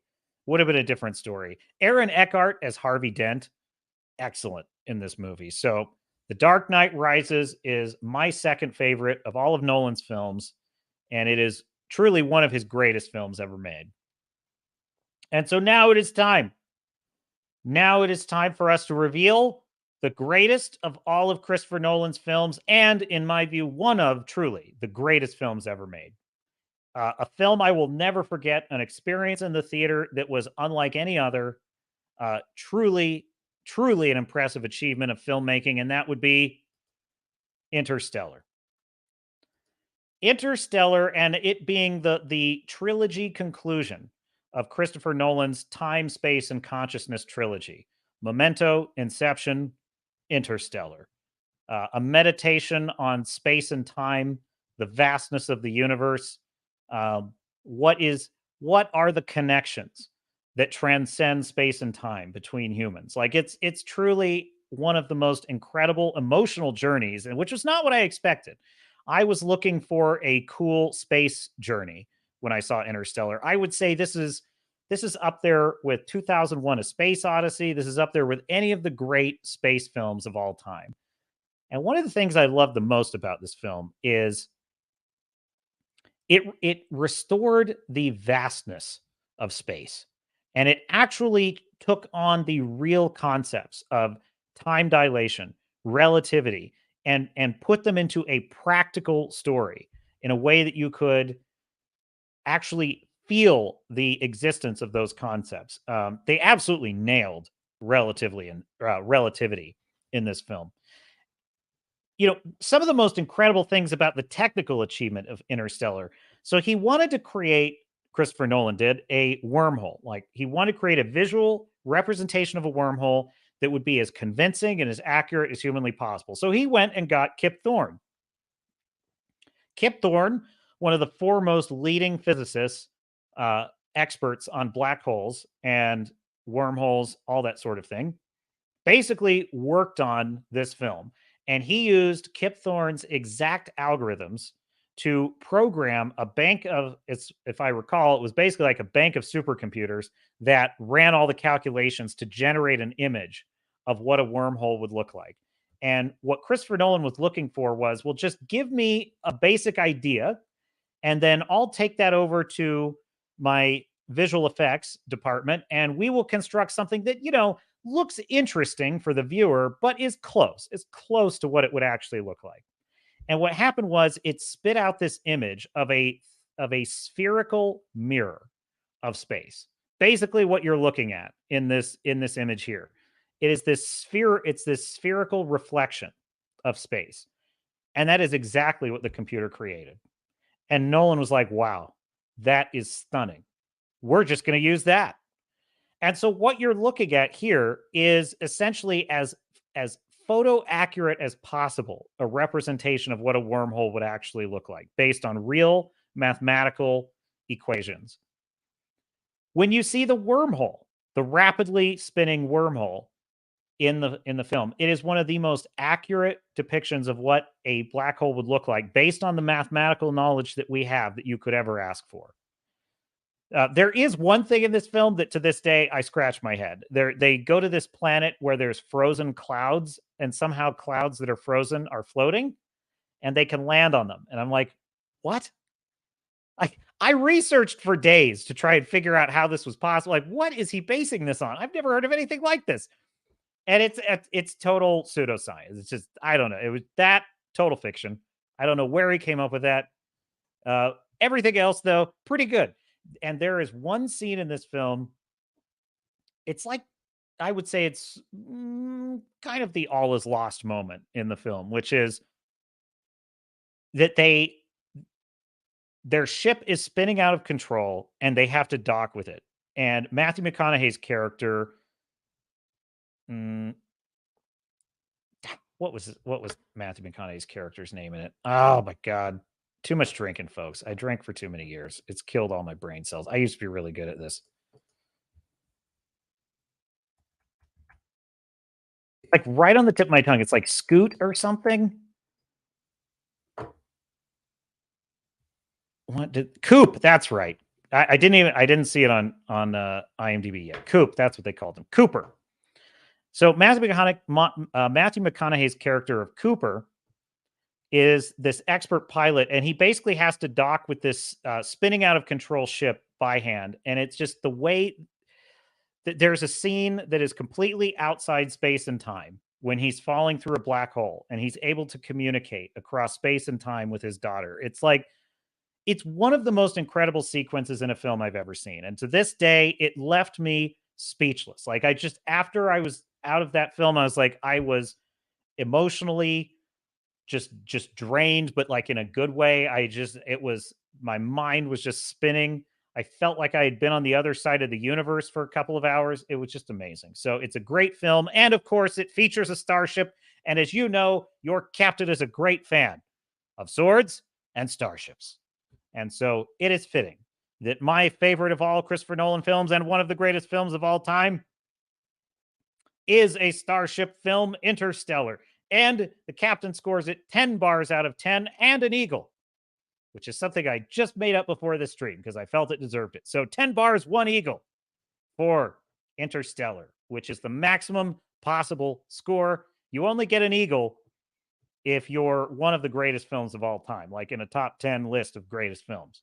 So, yes, there you have it. That's the royal flush of greatest films.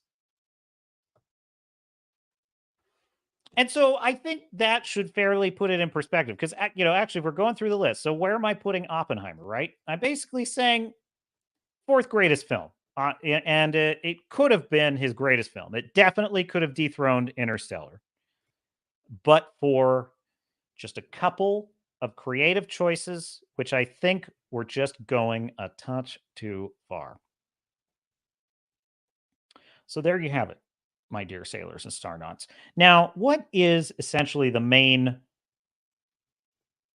what is one of the main problems with frankly not just Oppenheimer, but I would say almost every single one of Nolan's films suffers a little bit, I think, from this problem. And I am going to share that with you.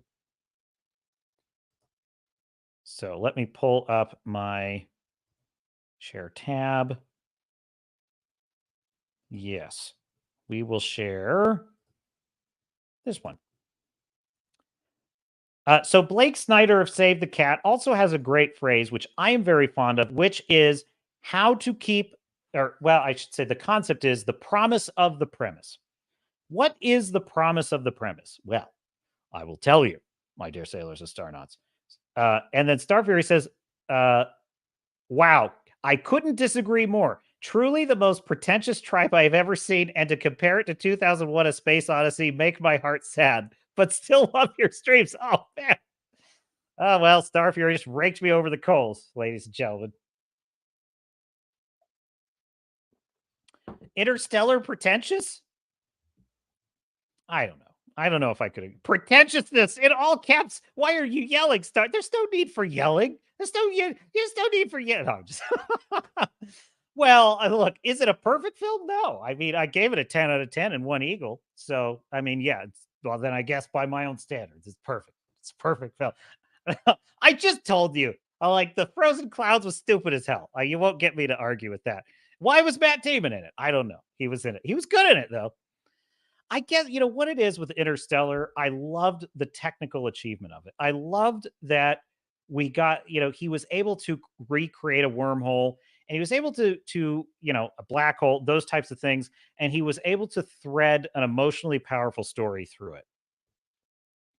Did he need to have the story be that the earth was dying? Not necessarily. I don't think so. And I suppose if that on that level, you think it's pretentious, I could persuade you. But Fu Man Blue said, I knew there would be some pushback on that. Please let me know and debate me. I want to, this is nothing if not an open forum. And I do want to hear your thoughts on this. I don't just create these top 10 lists I don't create these top 10 lists so that you'll just agree with me. I create these top 10 lists to create discussion. So yes, please challenge your captain for supremacy of the ship. And we shall see who will be left standing. But yeah, pure pretentious. I could never go that far. But is it like I would say all of Nolan's films are a little pretentious, if I'm being honest. I mean, all of them are just a little even the Batman films. I'm telling you, I love Batman Begins, The Dark Knight, some of my favorite films ever. There is an air of pretentiousness about them. the fact that he is so determined to make Batman such a grounded character is a bit pretentious, because it's kind of saying that, like, I only like this character if I can imagine he was real. And the problem with that is he's still a guy in a bat suit. So you're never going to get it to be so convincing that you could literally, I mean, unless it really happened that there really was a billionaire that dressed up in a bat suit and fought crime, it's never going to be real. So there's a bit of a pretentiousness, I think, in taking superheroes. I don't not too seriously. That's not exactly the right word, but taking them too literally is probably what I'm getting at. But I still like it. I still like it anyway. Boo Man Blue says no dueling. No dueling. No, I'm totally. I want to hear. I want to hear what you think about it. Interstellar. There. I think what really I loved most about it was actually it was the time element of it. I think if I were rating it as like a journey across space, there's probably space movies I like more for that. But what I liked about it was an exploration of, like, what does relativity mean? Is super nerd. This is so nerdy. Now, what does relativity mean in the real world? That was what I liked about it, because I'm a great fan of thinking about time dilation, and I've just never seen it portrayed in a movie that way. So, at least that I've watched in recent years, nothing contemporary. I need an example of overgrounding Batman by Nolan. Why when the captain says Matt Damon, all I hear that's Matt Damon. Matt Damon. I mean, overgrounding of Batman. It's not that he's overgrounded, so to speak. It's that you can just tell. You can just tell that Nolan, like, he was a contributing writer on Man of Steel, right? He was a contributing writer on Man of Steel, but he resisted. He resisted directing that film. That's not my type of film. Superman's too fanciful, is what I recall. It's been years now, but it's what I recall roughly Nolan's opinion being of doing a Superman movie. He liked Batman because Batman was a guy, a human in a suit with skills and technology, and that to him was relatable. And he was interested in Batman's origin story. And so, on the one hand, you can kind of sense that the movie feels this way about Batman, because it doesn't actually want Batman to do anything too crazy, I think. What would be an example of overgrounding? Maybe the scene in The Dark Knight when Bruce Wayne gets in his he gets in the Lamborghini, and what he's trying to intercept the Joker, and Alfred asks him, "Will he be taking the bat pod, sir?" And he's like, "In the middle of the day, Alfred, not very subtle." And he's like, "Oh, the Lamborghini then, much more subtle." And I feel like, why not just take the bat pod? Like, why not just be Batman and just fight crime in daylight as Batman? And maybe that was honoring the comics. That's a fair criticism, but I just felt like it didn't make a lot of sense necessarily for Christian Bale's Bruce Wayne to just be without his Batman stuff, without his Batman tools. It felt like it was the movie saying, we just don't want to see Batman in the daylight. And okay, here's an example. The Dark Knight Rises. The doctor telling Bruce Wayne that your knee is shot. There's no cartilage left. You're never going to be able to land on your feet exactly again. I just felt like that was too much reality. That was too. I want to believe that Batman can kick ass any day of the week. I just want to see that. That's what I want to see. Like, I really liked that Within the Flash was kind of a cool Michael Keaton Batman movie, and I really liked seeing Michael Keaton's Batman fight. I just thought that was cool. Now, I know it's member berries. I know that the plot was garbage, but it was still fun to watch, right? Because the idea was, this is what he would have been like. And I think that's also the problem with member berries, quite frankly, is we like that scene because it's what could have been, but wasn't. And it's also what currently is not. And I think that's the problem with member berries. It's like we're reaching for something we just can't have, which is if only we could have a do-over of the past. And we can't. And we just need to accept that. We need to stop age regressing Indiana Jones. We need to stop bringing back Princess Leia with CGI. We got to stop doing this, right? The past is gone. It's over. Kill it if you have to. No, I'm just kidding. I'm saying the past, dwelling on the past can be unhealthy when we're using CGI technology to do it too much. That's just my opinion. I think we should, as your creative impulse should be to move forward, I believe. Doesn't mean you can't have some nostalgia. It doesn't mean you can't occasionally use de-aging for interesting effects, but I think it should be used sparingly. And I will say that it was the most unsettling it's ever been in Dial of Destiny. You know, seeing that train sequence in the beginning was garbage in Dial of Destiny. It was absolute garbage. And I was expecting to enjoy that scene. I was expecting to really like seeing Harrison Ford de-age. I actually was looking forward to it. I thought, well, this will be cool. I want to see Indiana Jones back in the day. And I'm going to tell you right from the beginning, it was weird. It was weird. It was like his eyes are like what's up with his eyes? They're not like it looked weird. I didn't like it. Didn't like it at all. And that's when I got the idea. I'm like, we should stop doing this. We should really stop doing this. So that is a long answer to your question. So now what is the promise of the premise? Well, let me find the right spot here. And of course, it's behind a paywall. Hang on. I have a workaround. And it is called the Wayback Machine.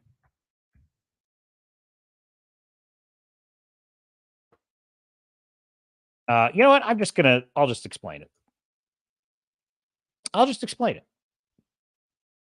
Fuck it, we'll do it live. This thing fucking sucks. Oh, good for you. Good for you. All right, just for fun. We gotta find just one little clip. You know what I'm looking for. You know exactly what I'm looking for. It's like I could make this the sound on my alarm when I get up every day.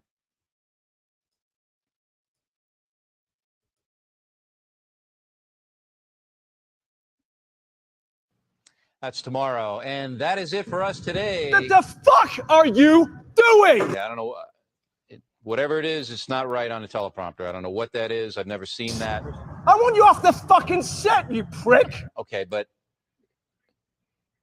now I can't read it. There's no words on it. What don't you fucking understand? There's no words there. To play us out. What does that mean? To play us out. Fuck's sake, man, you're amateur. What don't you get about it?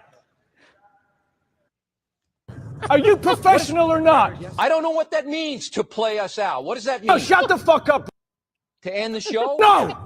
No! All right, go. You're unbelievable, man. You're unfucking believable.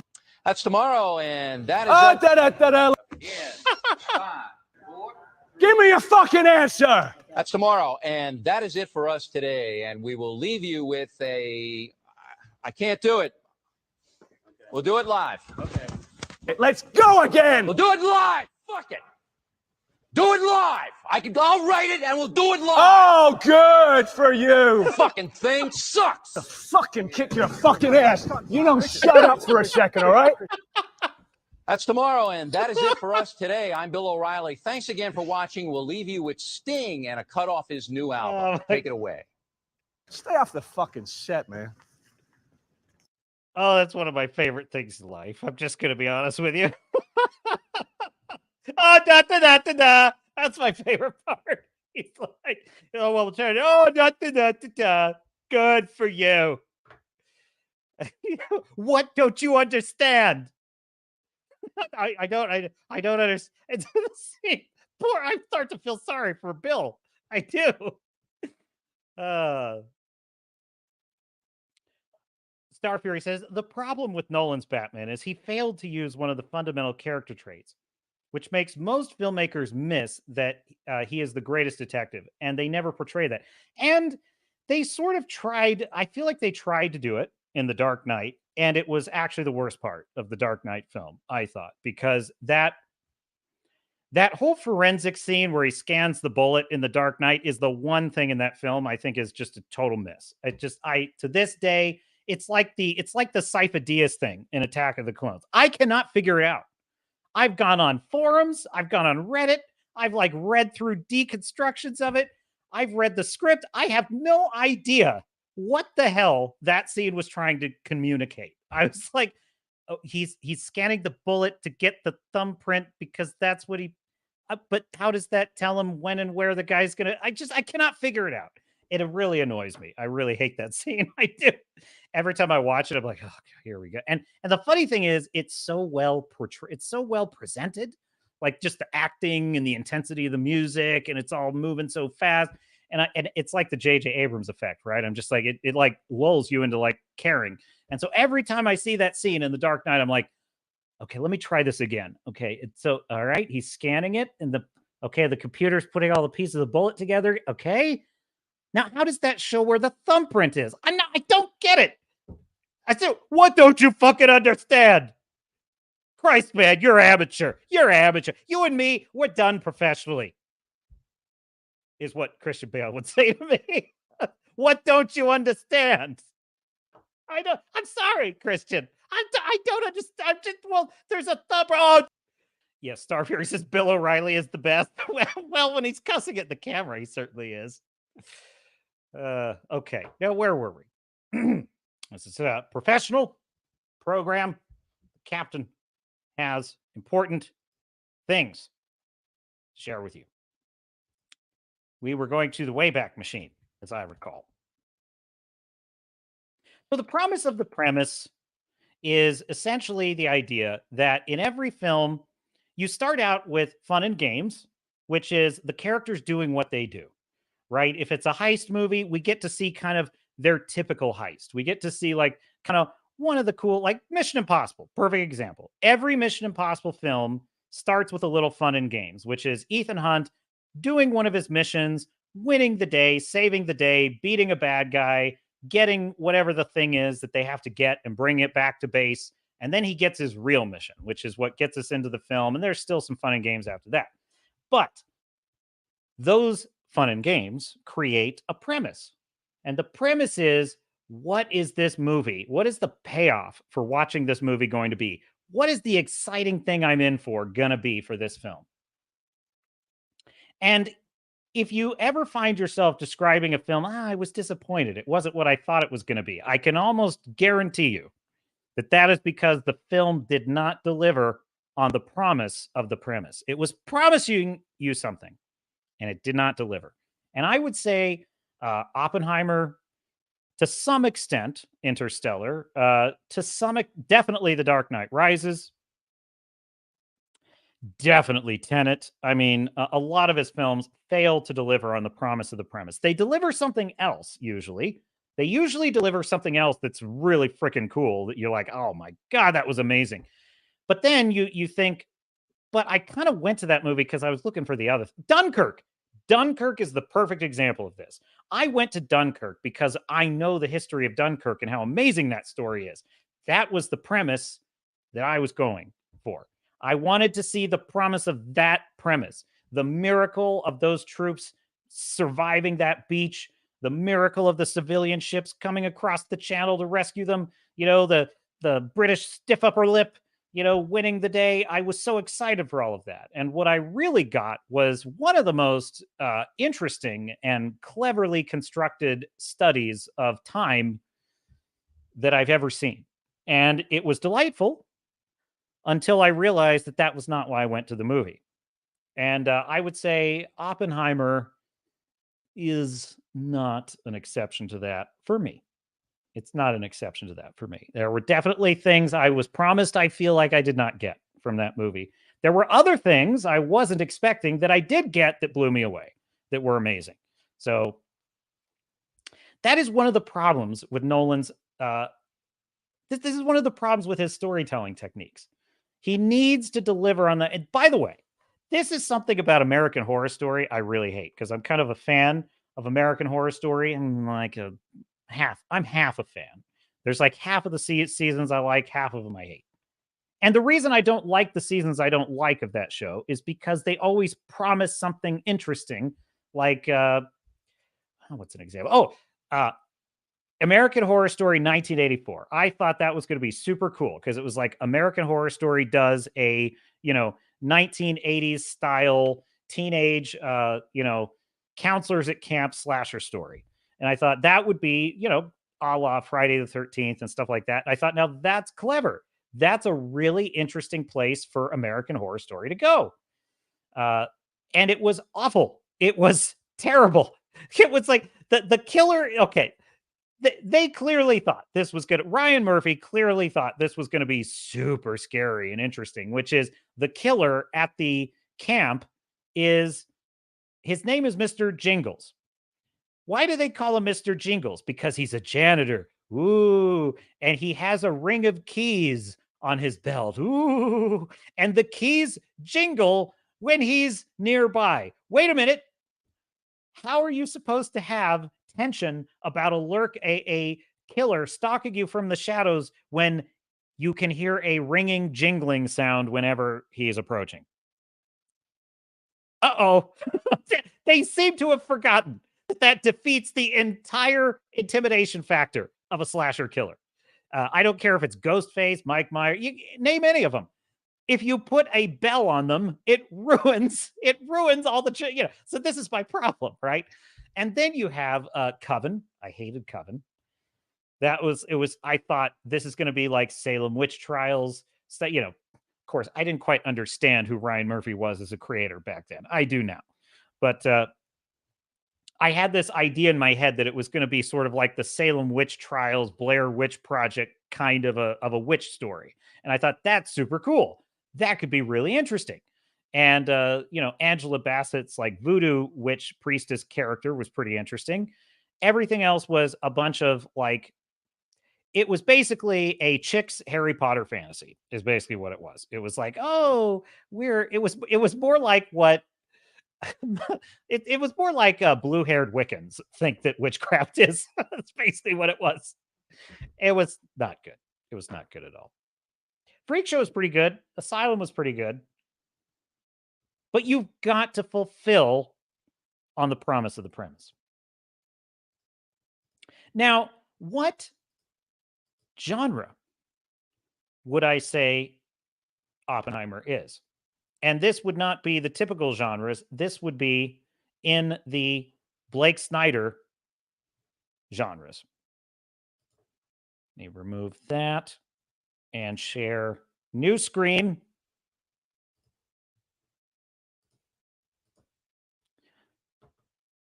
So obviously a horror movie is going to be like Monster in the House. We talked about the Golden Fleece story. That would be Indiana Jones when it's done properly. Out of the Bottle. Dude with a Problem, Rites of Passage. Buddy Love, Why Done It, The Fool Triumphant, Institutionalized. Now, I was thinking about which category would Oppenheimer be in? And my first thought was institutionalized. Institutionalized is the genre of individualism. Institutionalized stories pit the individual against the collective, often with cataclysmic and catastrophic results. Every institutionalized story contains a group, a family, an organization, or a business that is unique, a choice that is expressed in an individual's ongoing conflict with the system, and one of three sacrifices that must be made: join it, burn it down, or destroy self. Institutionalized stories may contain a Brando, one who exists solely to reveal the institution's flaws, a naif, usually one who eventually becomes the hero, and or a company man, an automaton entrenched within the system. The company man usually suffers from sexual dysfunction or even insanity. Institutionalized examples would be American Beauty, One Flew Over the Cuckoo's Nest, MASH, Animal House, 9 to 5, Network, Pulp Fiction, The Devil Wears Prada, Wall Street, The Hurt Locker. I think there actually is an institutionalized story within Oppenheimer because he's sort of up against he's up against, well, you could say the United States government, but I would say more broadly, he's up against human nature. Human nature is kind of what Oppenheimer is coming up against in this story. And there is the political intrigue of it. However, on further reflection, I don't actually feel that is what it is. I actually think it is a superhero story. The most self explanatory of the genres, the superhero contains a hero with a special power. This power can also be a mission, a nemesis who is a self made version of the hero, and a curse for the hero to surmount or succumb to. The hero can be a reluctant hero with the gift or power thrust upon him or her unwillingly. Superhero story examples are Superman, Gladiator, Raging Bull, Lawrence of Arabia, Crouching Tiger, Hidden Dragon, Brazil, Iron Man, Joker. I rather think that this film is trying to figure out whether it's a superhero film or an institutionalized film, and I think mostly it's a superhero film. Oppenheimer is a superhero, and his curse is that he is of the nature to create this weapon right from the beginning. Like that's like right from the days when he was in college, it was his destiny to do this. And part of that was because he was tormented by visions of the subatomic world. He just could see it in his mind. And there's a great line in the film. The scientist Niels Bohr says, "It doesn't matter if you can read the music. Can you hear the music?" Kind of referring to the nature of reality itself. And it's in the very beginning of the film. And I love that concept. And so the hero has a curse, which is there is a cost to them having this power. And I definitely think the film fulfills that. And I would say there is a nemesis to the hero in this film. And that is the most I will say. And I think the problem is Nolan is trying to have it be an institutionalized story, which is also living alongside a superhero story. And I think it would have been better to just leave it as that. But I could be wrong. If I were to analyze it a second time, it definitely fits the mold of institutionalized better than any other. And I certainly don't think it fits. I mean, you could say out of the bottle. From the tale of Aladdin, this is where most fantasy falls, the common thread being the message of be careful what you wish for. Out of the bottle contains a wish, either asked for or granted, a spell, which is limited by a group of boundaries called the rules, and a lesson which our hero must learn. Most out of the bottle have an Act 3 moment in which the hero wins without using magic. Examples would be What Women Want, Shallow Hal, Midnight in Paris, Big, Liar, Liar, Aladdin. So yeah, it's definitely not that. Definitely not the right genre for it. So there you have it. The captain's complete, comprehensive, and absolutely thorough analysis of Oppenheimer. And I definitely spent more time talking about it than I thought I would. It left an impression. What else do we have in the stack of stuff? Because I would not want to leave you without. Oh, you know what? You're right. I'm saying to my own internal voice, I have not exhausted all matters of the Oppenheimer subject because it, as the sun rises and sets, as the tides come in and the tides go out. If there is a film about America doing something, the wokies will be pissed about it. If it's portrayed in any kind of positive light, and it's not even, so what are they upset about this time? Oh, it's like Dana White.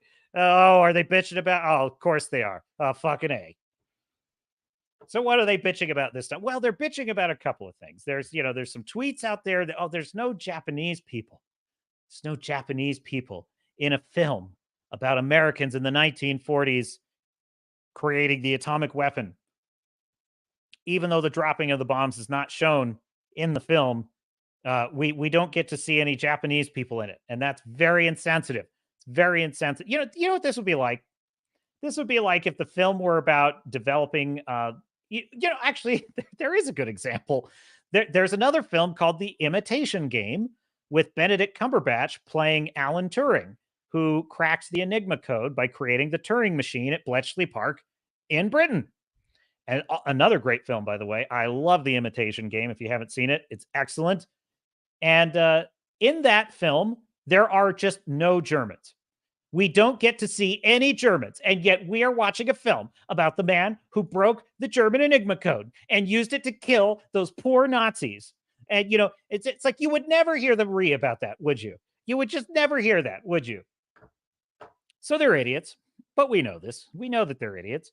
But there's another kind of argument that goes, you know, this is a film about how awful it was that we dropped that terrible weapon on the Japanese, and they're really upset about it. It's very bad. It's very, very bad that we did that, even though all of the peace and you know, peaceful relations we've enjoyed for years with the Japanese people and their island being a democratic society now as a result of the resolution of that war. No, none of that factors into it, but we can sit on our high horse in the future, having made none of the sacrifices that the people of the day had to make to end that war, and we can sit in judgment of their moral decisions. We sure can. And you know, on the other side of this debate is something kind of equally annoying to me, which is I've seen a couple live streams about it. And I've heard some other YouTubers saying, like, who fucking cares? We dropped a bomb on them and they deserved it. Imperial Japan was terrible and they got what they deserved.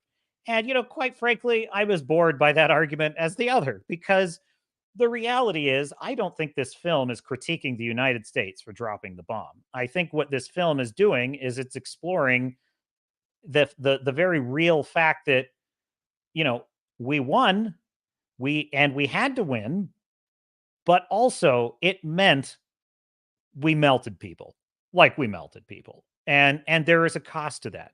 Even in victory, there is a cost to the choices that we make. And as humans, I don't see the film as critiquing the United States in particular. I see it as I don't even really see it as critiquing humanity. I see it as inviting us humans to think about ourselves. That's all I see it as.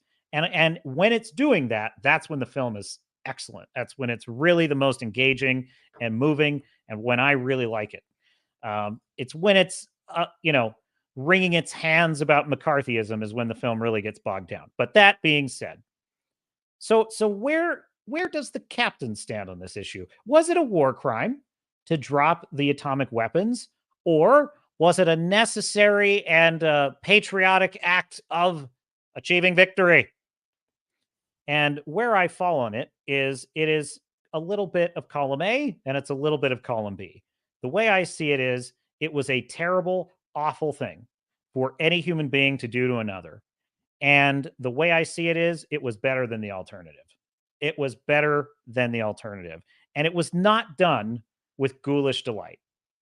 Now, I'm not denying that there were certainly generals, there were certainly people involved in World War II on all sides that had questionable attitudes, I think, about, you know, certain cavalier attitudes about, you know, carpet bombing, for example. Bomber Harris comes to mind.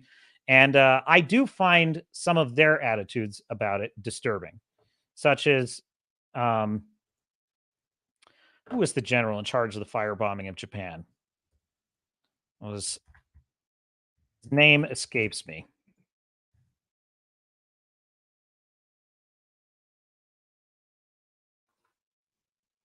Trying to see if I can find. If it comes to me, I will tell you. But he's basically the American commander in charge of it. And a lot of his attitudes about bombing were disturbing to me. But on balance, I think most of the Allied considerations of what we were doing was, frankly, with a measure of horror, that we even had to do it. That this was going to be, it was like, we're going to destroy every scrap of the German Nazi Reich, and we are going to destroy every scrap of the Japanese imperial fascist empire until they unconditionally surrendered. That was our objective. And we also recognized there was going to be a terrible cost to that. So, what I want to share with you is a little bit of historical context. So let me share, stop that one, share this one. So this is a piece by Victor Davis Hanson from a couple of years ago. Awful choices, awful alternatives. This month marks the 75th anniversary of the dropping of 2 atomic bombs on Japan at Hiroshima on August 6th and Nagasaki on August 9th. Each year, Americans argue about our supposed moral shortcomings for being the only nation to have used an atomic weapon in war. But what were the alternatives that President Truman faced had he not dropped the bombs that precipitated Japan's agreement to surrender? Number one, option one, that is, Truman could have allowed Japan's wounded military government to stop the killing and stay in power. In other words, a conditional surrender, which they might have considered. But the Japanese had already killed more than 10 million Chinese civilians since 1931, and perhaps another 4 million to 5 million Pacific Islanders, Southeast Asians, and members of the Allied forces since 1940. And I wonder if the hand-wringing friends of ours on the left that are upset about this movie, I wonder if they have any concern for those 15 million people, many of them, a vast many of them civilians, that were butchered by the Japanese. Would that constitute the mistreatment of marginalized peoples? I wonder.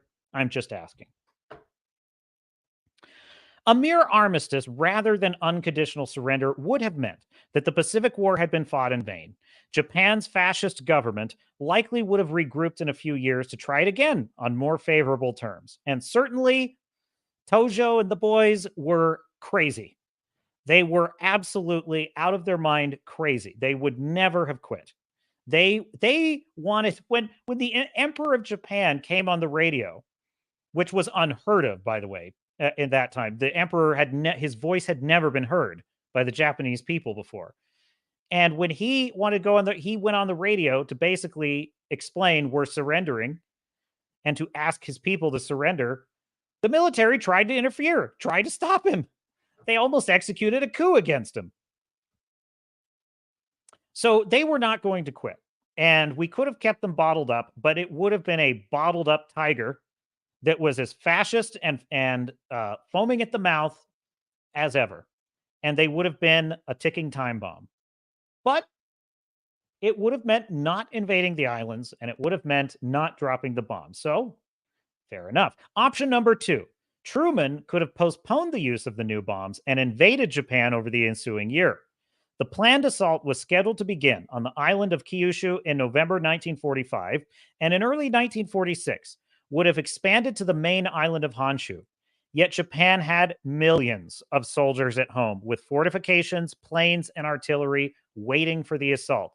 And my question for the blue-haired types on Twitter that are upset about the lack of inclusion of Japanese people in this film and are upset about the idea that we ever dropped an atomic weapon, how eager would they have been to face those millions of bayonets and those millions of bamboo spears just waiting for them on those beaches? How willing would they have been to charge those shores? I'm just curious. Option number three, the U.S. could have held off using the bomb, postponed the invasion, and simply kept firebombing Japan with its huge fleet of B-29 bombers. The planes soon would have reinforced with thousands more American and British bombers now freed from the end of World War II in Europe. The napalming of Tokyo had already taken some 100,000 lives. With huge new Allied bomber fleets of 5,000 or more planes based on nearby Okinawa, the Japanese death toll would have soared to near 1 million. The U.S. might have played a rope-a-dope, stood down, and let the Soviet Red Army overrun China, Korea, and Japan itself in the same fashion that the Russians months earlier had absorbed Eastern Germany, the Balkans, and Eastern Europe. But the Soviet occupation of North Korea alone only led to more war in 1950. Had the Soviets grabbed more Japanese-occupied territory, more communist totalitarianism and conflict would have likely ensued, with no chance of a free and democratic post-war Japan. Truman could have dropped a demonstration bomb or two in Tokyo Bay to warn the Japanese government of their country's certain destruction if it continued the war. But there was no guarantee that the novel weapons, especially the untested plutonium bomb, would even work. A dud bomb or an unimpressive detonation at sea might have only emboldened the Japanese to continue the war. And this is a very important point. People say, why not just drop it in an unpopulated area? Why not warn them it's coming and let them know you're about to see a demonstration of our awesome power? Well, they considered that. But the problem was these were prototypes. These were prototypes. We didn't even know if we could successfully drop them from the air, and it was quite likely that they just wouldn't work. And so essentially, if we had warned them, goes the logic, and they had failed, it would have been even worse than if we hadn't even warned them at all. Or just not even attempted at all. So there were likely only 3 bombs ready in August. It was not clear when more would be available, so real worries arose that the Japanese might be unimpressed, ignore the warning, and ride out the future attacks in hopes that there were few additional bombs left. In the cruel logic of existential war, demonstrating rather than using a new weapon can convey to autocratic belligerents hesitancy seen as weakness to be manipulated rather than as magnanimity to be reciprocated. By August 1945, 6 years after the start of World War II in Europe, some 70 million had died, including some 10 million killed by the Japanese military. Millions more starved throughout Asia and China due to the destruction and famine unleashed by Japan, a brutal military empowered by millions of skilled civilian industrial workers. To Americans and most of the world 75 years ago, each day in early August 1945 that the Japanese war machine continued its work meant that thousands of Asian civilians and Allied soldiers would die. In the terrible arithmetic of World War II, the idea that such a nightmare might end in a day or two was seen as saving millions of lives rather than gratuitously incinerating tens of thousands. It was in that bleak context that Harry Truman dropped the 2 bombs, opting for a terrible choice among even worse alternatives. And it's very important to highlight this. The one serious critique I have of Oppenheimer is that it portrays some of the debate over dropping the weapons as flippant and glib. And I really resent that. That's the thing I resent the most about the film is there's one scene in particular in which, they're talking it over and they almost chuckle about it. And that it grated on me because with some exceptions, there was no one who was excited about the prospect of dropping this bomb on anyone. The contrary to what the woke would have you believe, human beings in America in the 1940s were not absolute foaming at the mouth racists who hated anyone that wasn't American. That is a myth. Yes, there was racism. Yes, there was Jim Crow. Those things were real, obviously. But by and large, most Americans had generally an attitude towards other nations of like, well, let's not kill them if we don't have to.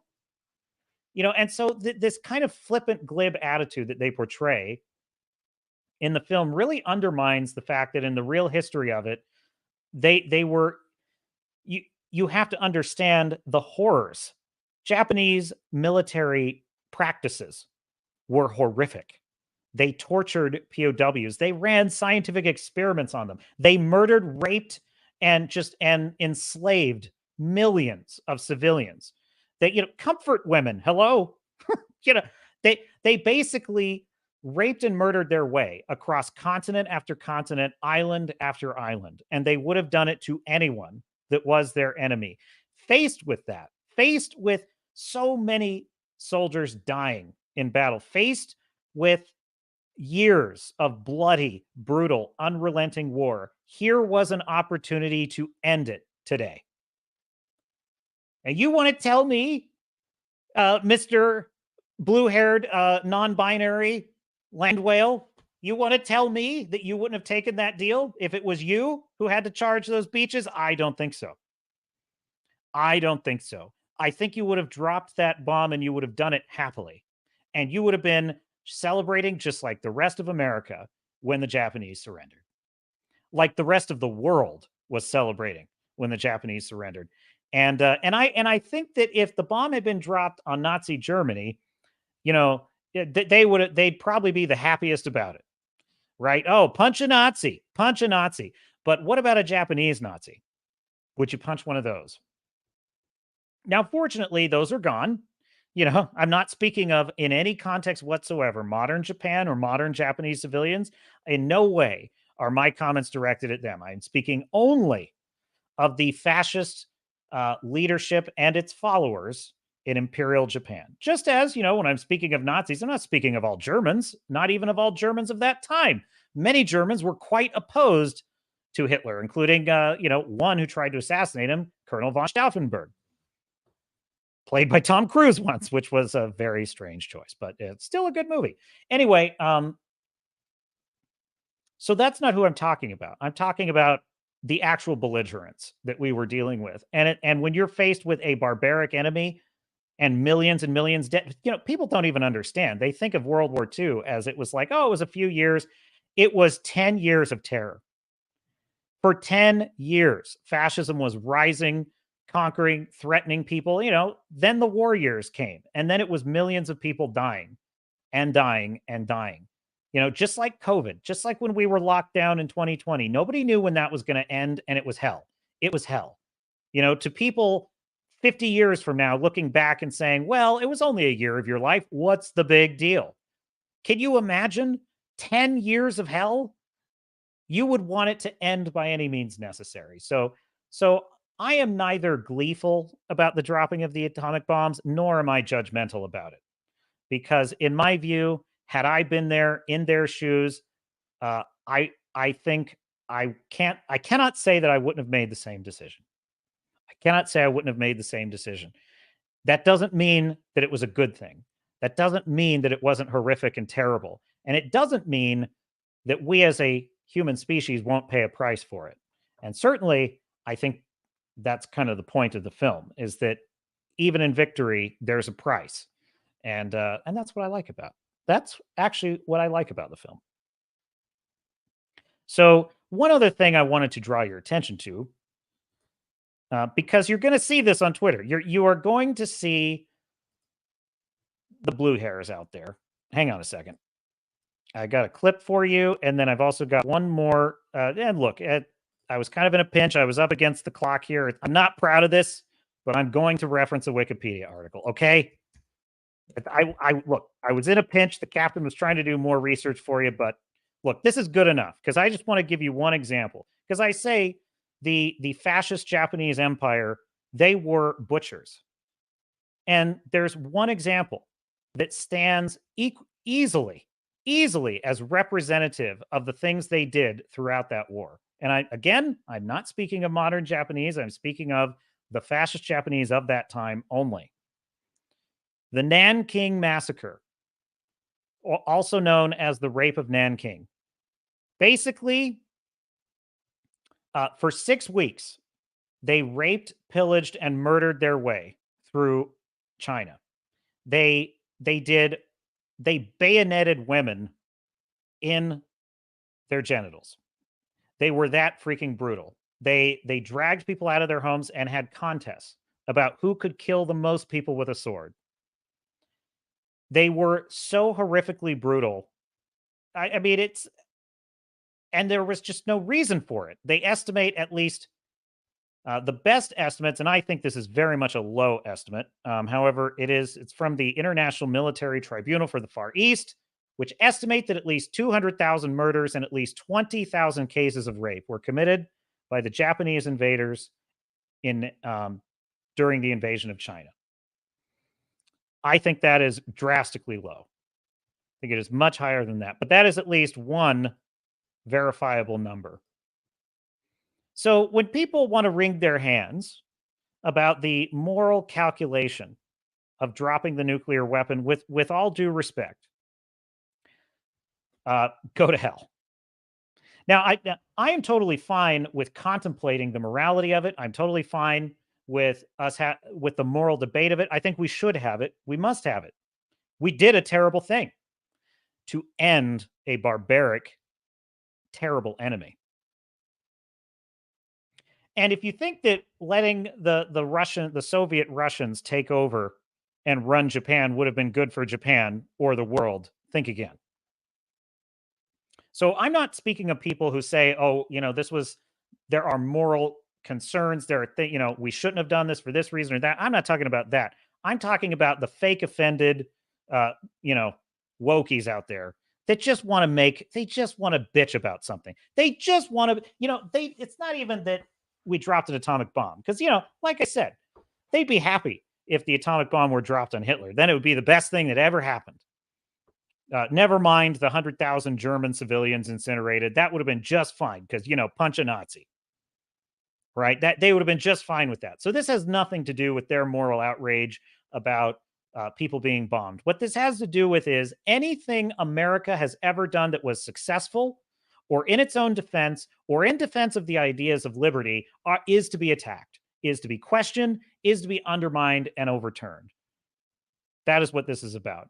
It is about the fact that Western civilization must be destroyed. It must be uprooted. Its culture must be appropriated, dissected, and pulled apart. And Americans are to be proud of nothing. Americans are not to be proud of their flag. They're not to be proud of their national anthem. They're not to be proud of their country, their community. They're not to be proud of anything. They're not to be proud of their history. They're not to be proud of their victories. Because America is a fundamentally evil, racist, sexist, misogynist, bigoted, homophobic place. And it has to answer for those things. According to the insane, woke radicals, well, they can go to hell. Straight to hell. And that goes for every Western civilization. Any free and open society of the West, be that Britain, be that France, every single one faces this very same problem. All of their history must be looked with the harshest, most biting critique. We must talk about the Atlantic slave trade. We must talk about white supremacy and how evil all of that is. And certainly it was. So why aren't we talking about the Barbary pirates spending 300 years enslaving Europeans, sending women and girls to the slave market to be bartered off and sold as sex slaves? Why are we not talking about the African nations, such as those featured in The Woman King, for example, that enslaved their own people and sold them to Europeans as slaves? Why are we not interested in talking about that? Because it's not about that. The wokies don't give a shit about any of that. They don't care. They don't care about child trafficking. Hello, Sound of Freedom. Nothing has pissed them off more in the last 6 hours. Nothing has pissed them off more than a movie about stopping child slavery. Now, why is that? Because they don't care. They don't, I'm talking about the insane lunatic leftists, not most people, right? They don't, the ones that want to go on Twitter and bitch about this, those are the ones I'm talking about. They just want to be offended about something because it has nothing to do with the actual victims of any of these things. It just has to do with what they hate and what they want revenge on, which is the society they blame for their depression and lethargy and unhappiness. And the sad thing is, if they would just stop for a second and realize that they have the power within themselves to turn their life around, they could actually have a great life because they live in the freest, most prosperous part of the world, and it is not for no reason. And it kills me to think what these psycho crazy academics and just left-wing crazies in universities, and they have poisoned the minds of an entire young generation. I talk to young people. I was talking to a friend of mine. His daughter's like 18 or 19, I think. And she was terrified of dying of COVID. I'm like, you're 19 years old. You're not going to die of COVID. Like, what are you talking about? Can I say that? I should say the coof. Anyway, and I'm thinking to myself, and yet I hear 80-year-old people, and I'm like, oh, are you, what do you think about the pandemic or this and that? Oh, I don't give a shit. If it kills me, it kills me. I'm fine. It's like a cold. So I'm like, now, on the one hand, the people that are actually vulnerable to it are not at all afraid of it. And a 19-year-old that's healthy and has nothing to fear is terrified and afraid to leave their house. And I think, what a crime. What a crime of lies has been perpetrated on this young. They have been told that they are helpless, that they are victims, that everyone is out to get them.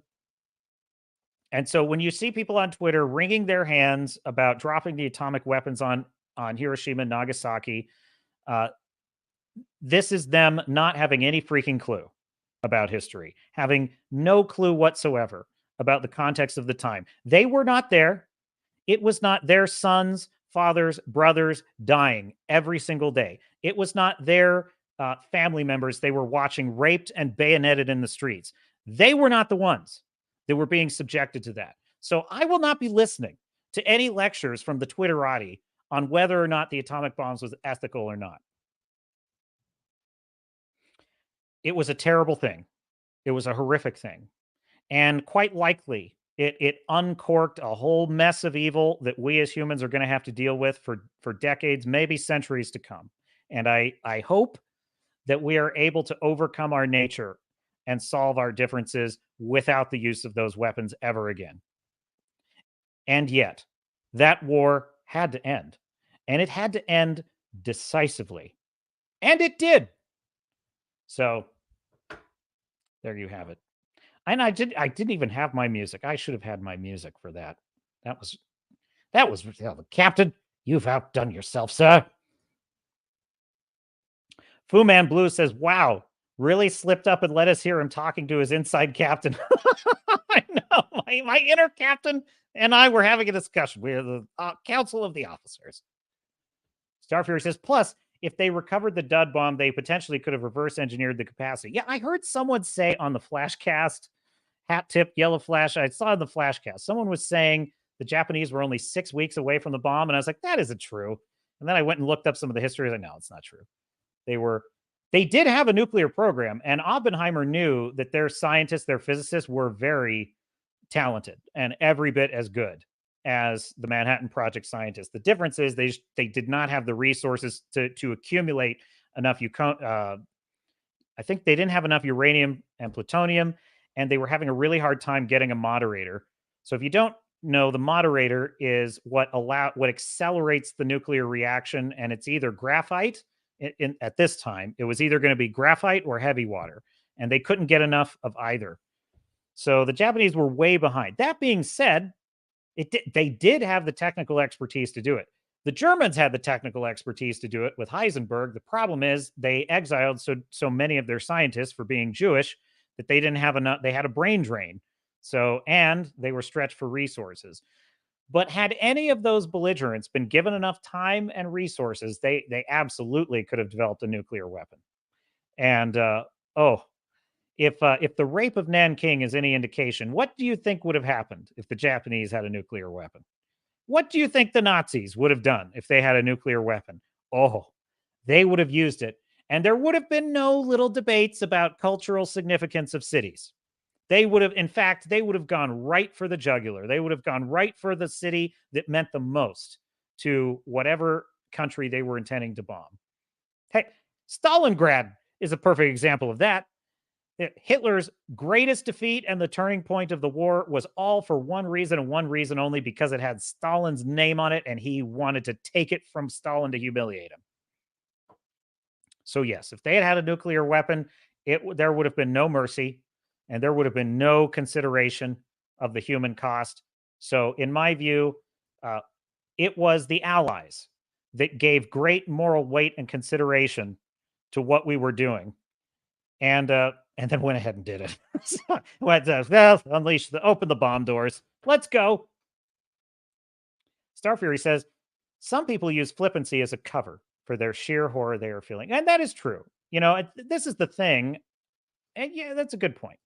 I kind of hear both sides saying, "Oh, fuck the Japanese. Oh, we should have dropped a third one on them." And look, it's funny. Like, it's an amusing joke, gallows humor. I like it. Look, I really do feel that it wasn't just the nuclear bomb. We did plenty of shit in World War II, the Allies. We carpet bombed Germany. I just explained this. We carpet bombed it. We carpet bombed Japan. We did plenty of shit to absolute. Now, the difference is we did not do it with glee, and we did not do it with any other goal but for them to stop their attack on us. And we wanted them to stop completely. There was, say one thing for our ancestors of the 1940s, but they didn't do half measures back then. It was, we're going to win this war 100%. There's not going to be any 90%. There's not going to be any 50%. It's going to be the Nazis are finished and the Imperial Japanese are finished, extinct, gone. And that's what we got. That is what we got. So let me show you one other cool thing. Let me do a new share.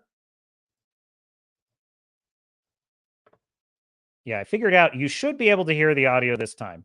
But one last thing on this topic. So Victor Davis Hanson, the scholar I just read that great piece from, sort of weighing the options of the war, and Christopher Hitchens, an atheistic intellectual, the late Christopher Hitchens, who I greatly like and enjoy, who is by no means a crazy right winger, had this to say on the subject on a show years ago, and I thought I would play it for you. Forward TV, the world television series of the same name, The War of the World. Ferguson stresses, here's the list here, American soldiers, this is based on the first installment of the series, American soldiers sometimes executed prisoners, as surely as did the Germans and especially the Japanese. The destruction by the Allies of Dresden, Tokyo, Hiroshima, and Nagasaki resembles a lot the terror bombing that the Germans inflict on London and other cities. Churchill and FDR hail Joseph Stalin as an irreplaceable ally. Joseph Stalin is, of course, a mass murderer. Now, listen to two quotations. Neil Ferguson, quote, "The Allies adopted the most brutal tactics of those they were fighting," close quote.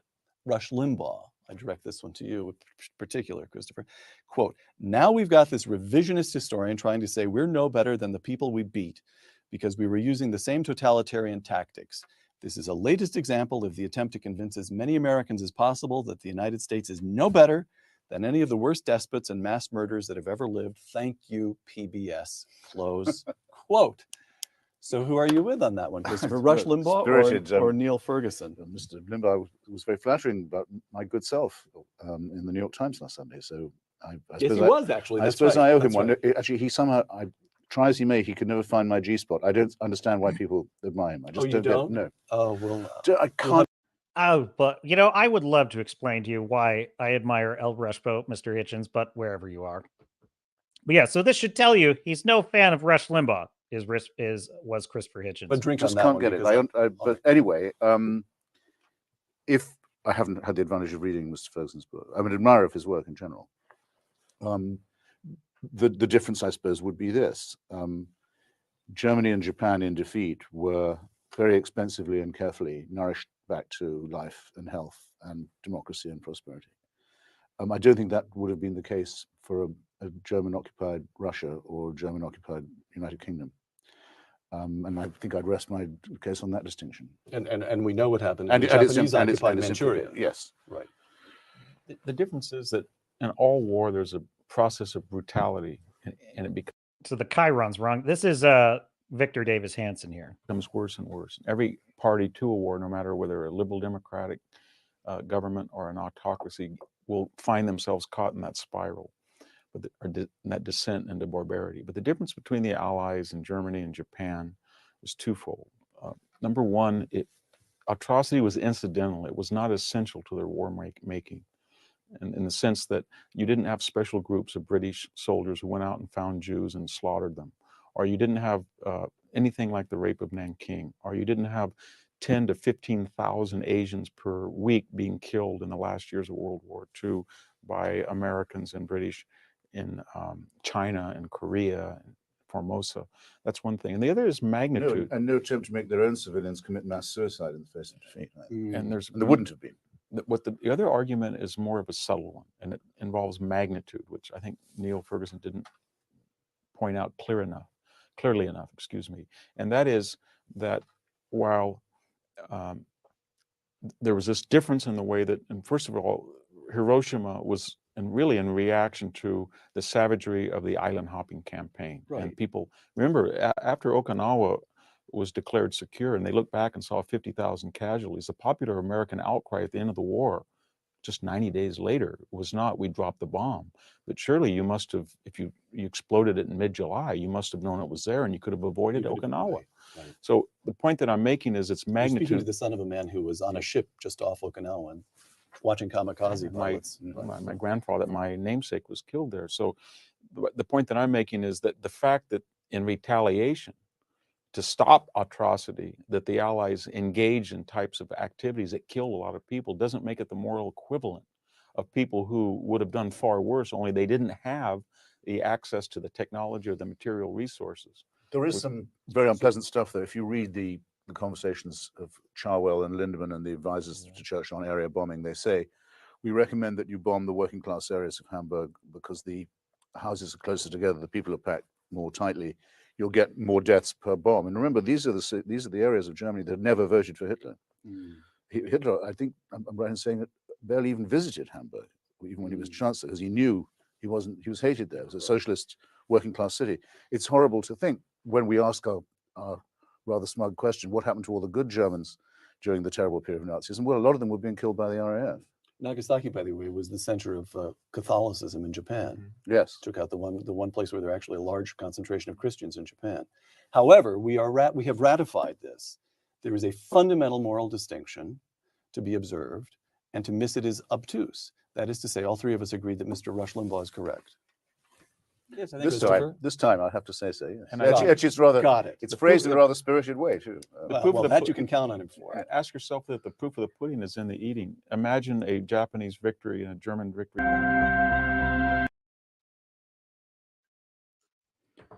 There you have it. Imagine a German victory and a Japanese victory in 1945. And that's all you need to imagine to know it isn't the same.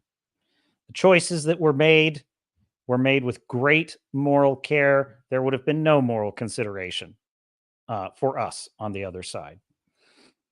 And there's also a great, interesting note there. You know, Hitchens points out that it's kind of disturbing to recognize that, you know, when the Allies were figuring out, you know, where should we bomb in Germany, that one of the recommendations is, make sure you bomb Hamburg because there's more working class people. They're packed closer. They're working class people.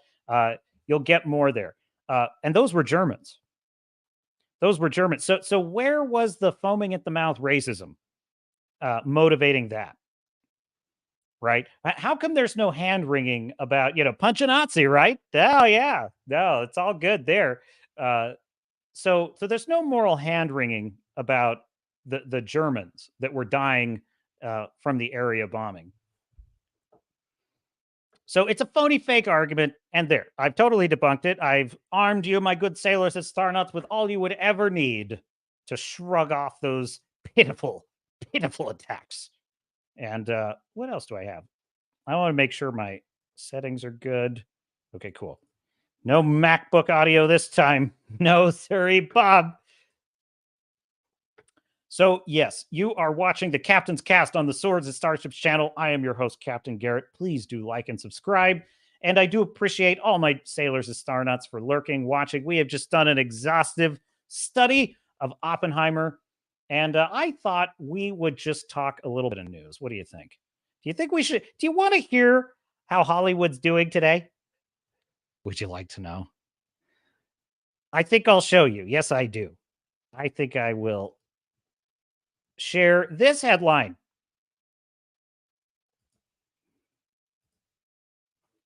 From Bounding Into Comics. Report. SAG-AFTRA strike is costing studios about $600,000 per week. Oh no. Oh no. That makes me so sad. All those hard-working laborers in Hollywood that have such a hard job to do. And they've been working so hard for us to destroy all of our characters, lecture us about all of our toxic masculinity and what awful people we are, tell us our country sucks, and that, we're evil murderers for bombing Hiroshima and Nagasaki and how ashamed we should all be. And damn it, we have not been paying them enough. And that makes me sad. A new report claims that the SAG-AFTRA strike is costing Hollywood studios about $600,000 per week. The new report comes from Variety's Brent Lang, Tatiana Siegel, and Matt Donnelly. The trio cite an anonymous media CEO and report the collateral damage from the work stoppage is intense and unyielding. For big budget projects like Gladiator 2? What? Gladiator 2? You're shitting me with this, right? Hang on a second. I didn't know about this. That sounds like Titanic 2 to me. It just sounds really stupid.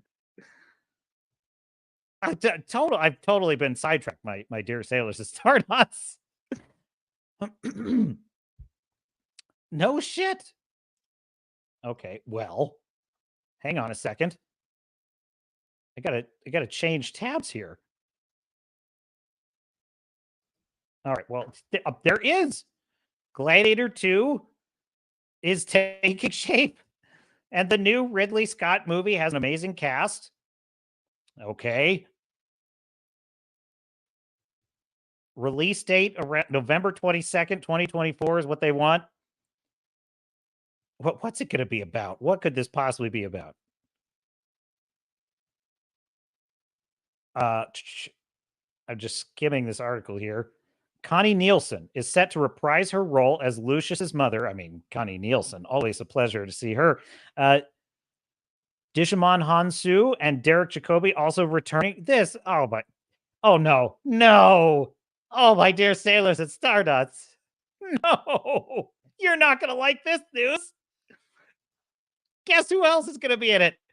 Why? Why do they like this guy? Pedro Pascal. Pedro Pascal is going to be a gladiator. What? Oh my God. Is he going to get his head squished by a gladiator? Teeth flying everywhere? Probably. No, what's going to happen is he's going to not be looking. His peripheral vision is not going to be very good, and he's going to get stabbed in the gut. And that's what the movie's going to be about.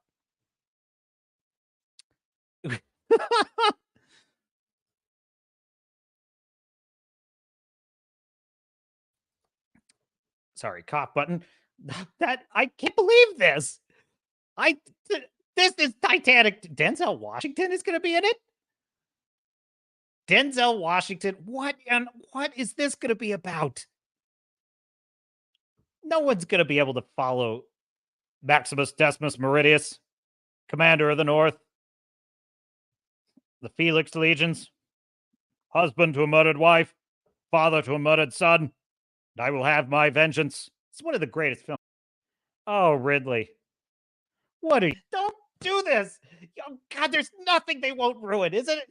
Oh, my God, they're going to woke it up. They're going to make it all fucking feminist. They're going to do all that shit. Or at best, mark my words, my dear said, this is a captain's prediction. And one day I'm going to have like a graphic or something. Captain's prediction. Gladiator 2, if at its best, it's going to be a shit show. It is going to be a weird plot. It's going to be phoned in performances. We'll be lucky if it doesn't go straight to Apple Plus. Probably not. No, it'll be in theaters, but it will be it'll be a clunker. That is my prediction. At worst, it's going to be made for a modern audience. You got to admire the chutzpah. The chutzpah. Gladiator is an undisputed masterpiece. It's an Academy Award-winning film. Ridley Scott can hang his hat on that achievement for the rest of his life, no matter how many stupid Prometheuses and Alien Covenant disasters he makes and Napoleon. He can always look back and say, but that one was great. And now what's he going to do? He's going to make a second one. What crazy... That's insane to me. I can't imagine the hubris of that. I'd be like, no, I'm not going to mess with that triumph. I mean, that is some chutzpah. That's all I got to say. What? This is not how I thought this day was going to go. Gladiator 2. Well, I'll cover it for you. I mean, what if it's great? No, it's not going to be. It's not. You know what's funny is I'm like, okay, well, you know, I could like speculate about how it could be good or whatever, but I just know. I look, the last 5 Ridley Scott movies have not impressed me at all, and and one has been worse than the last. And so I'm just no, I'm not. It's not going to be good. It's a cash grab. That is all it is. It is flat out. They don't know how to make anything new. They're digging so deep now. They're like, we've gone through Star Wars, we've gone through Marvel, we've gone through DC, we've gone through all the fantasy movies, Willow, Wheel of Time, Lord of the Rings. We've gone through all of it, folks. What's left? What do we got still in the junk drawer? Oh, there was that Gladiator movie people liked 20 years ago. Oh, cool. Can we de-age Russell Crowe and do a 15-minute opening sequence where he's got weird looking eyes that are like bug eyes? Yeah, we sure can. Oh my God. Gee, I wonder why. I wonder why Hollywood is failing. So anyway, later on in the article, so returning to the cost that they're paying, Gladiator 2 and Deadpool 3 are holding on to sound stages, returning to this Bounding into Comics article, packed with sets and costumes that run about $600,000 per week. Could you imagine? And these are the people that lecture us about this shit. Okay. And they're the ones that are like, no, why doesn't Elon Musk feed the world with his billions? Why does he buy Twitter? Fucking blue-haired moralizing. It's my favorite. Isn't it yours? Oh no, Fu Man Blue's like Fat Russell. Yeah, we're gonna get Fat Russell. And no, just say no to Pedro. Yes, race swap. We're gonna get Black Max. Black Maximus is gonna have a son. It's gonna be black. And look. It's gonna be the Netflix version, folks. And oh yeah, and then they're gonna say like, you know what it's gonna be? I'll tell you exactly what it's gonna be. It's gonna be a Roman emperor that's black, played by like they're gonna want to go get like Chiwetel Ejiofor to play like the Roman emperor. And then they're gonna be like, what, bigot? What's your problem? It's historically accurate. There were black Roman Caesars. Shut your mouth, bigot. They're gonna be like, what are you so mad about, huh? That's what they're gonna do. Fu Man Blue says, yeah, I forgot he was dead when I said that. Imagine Ron Perlman's towhead on Fat Russell's body. Listen to me, motherfucker. Listen to me, motherfucker. You think, huh, Bobby? You think there's only one way to get in your house, motherfucker? Ron Perlman, what a tough guy. What a tough guy he is. Oh, he's Clay. He thinks he's Clay Morrow for real. De-age and de-fat Russell for the flashback. Yes, he could wear a skinny suit. Oh, chat. You're crushing it tonight, chat. You really are. So the trio note that Apple and Amazon have launched streaming services in the past decade and invested billions of dollars to produce original programming. Billions. These companies have market caps of $3 trillion to $1.3 trillion, respectively. I'm sorry, $3 trillion and $1.3 trillion, respectively, exceeding those of Disney's $156 billion or Comcast $175, making them better equipped to withstand a long shutdown. I mean, sure. Yes, can Amazon afford to light money on fire? Yes, they could afford that. Why would you want to? What is wrong with these people? They hate making money. They just do. Studio heads such as Walt Disney's Bob Iger and Max Casey Bloys have admitted the strike is going to cause pain for both sides. Bloys told Variety the strikes will slow everything down. It will be a lot of pain for everybody, for all sides. It's not a lot of fun to contemplate having to deal with having to figure this out as an industry. Well, choke on it. Hollywood, choke on it. Iger told CNN, yeah, and that's another thing. The CEO of Bud Light, he goes out there and he tries to guilt trip America. Oh, well, you're not buying my shitty, addictive, alcoholic beverage that hates you. You're not buying it. And so all of those poor wholesalers out there and all those people we're having to lay off and fire, well, you're making them suffer. And it's like, oh, just, with all due respect, go fuck yourself. Like, take all of that guilt. You just cram it right up your ass because you, Mr. Bud Light CEO, you are the one doing this to your employees. You are. No one else, you. You have done this to all the people that depend on you. It makes me sick. These people take no responsibility for their failures. None. You have driven your own company into total ruin. And you blame your customers. The madness of these people, the lunacy. And the Hollywood, they're the same way. Like, oh, we want more money to write because we're important and we don't want AI replacing us. It's like, it would be an improvement if AI replaced you. You suck. Jeff Loveness, looking at you. James Mangold. These people cannot write. They have they pack writers' rooms with 12 people. And what do they turn out? Secret invasion. I mean, it's incredible to me. Never have so many done so little with so much. It's like the reverse of the Winston Churchill quote, never have so few owed so much to so many.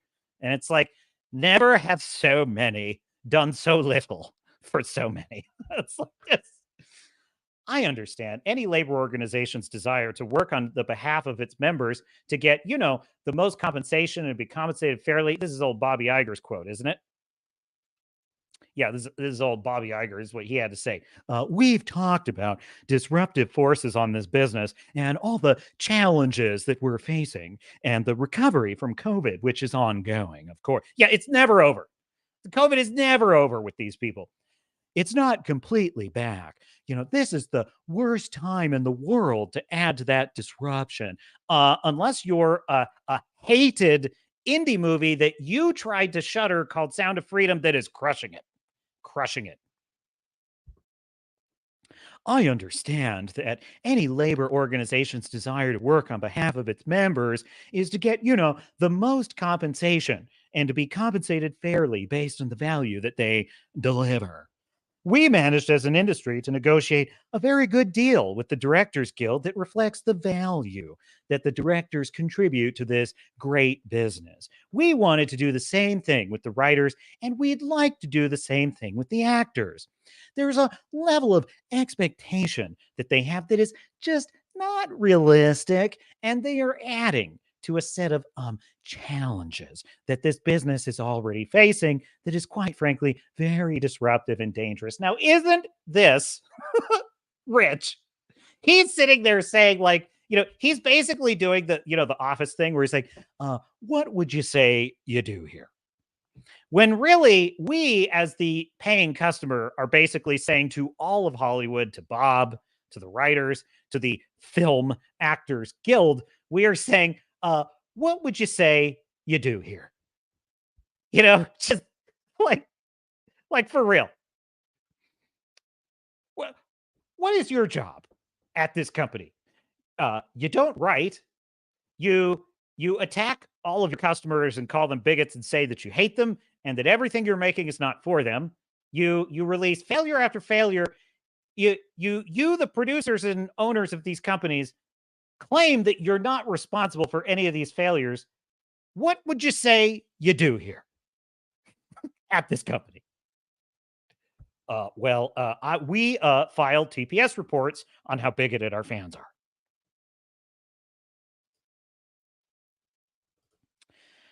are. There he is. You think? Listen to me, motherfucker.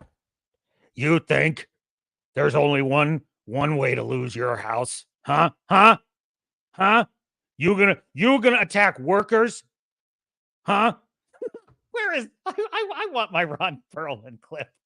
I need to get that loaded up in the rotation. It's a bit vulgar, I'll admit. This is not a family show today, I will admit. And I regret that. I regret it. Blue Man Blue says choke on it. You're killing me. Well, dude, you know what? You know what that comes from? Let me see if I can find it for you. It's, the captain is, I'm moving fast today. I'm all over the place. Just, for the hell of it, we're in overtime now. We're basically in the overtime show, which one day will be exclusively for members when I can find the time to set up memberships. I know. How can I locate this? Man, I think this is enough to locate it because it's pretty iconic. Dude, this is the most underrated movie of all time, in my view. Are you ready for this? Are you ready? Here we go. Go. Share. New tab. We're just, and this is kind of how I feel about Hollywood right now. Just got to wade through the ad real quick. One program that I rely. It's from the movie Dread in 2012. I love this movie. I love it.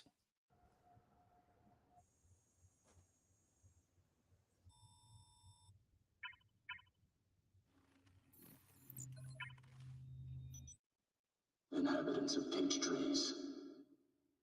This is Judge Dredd.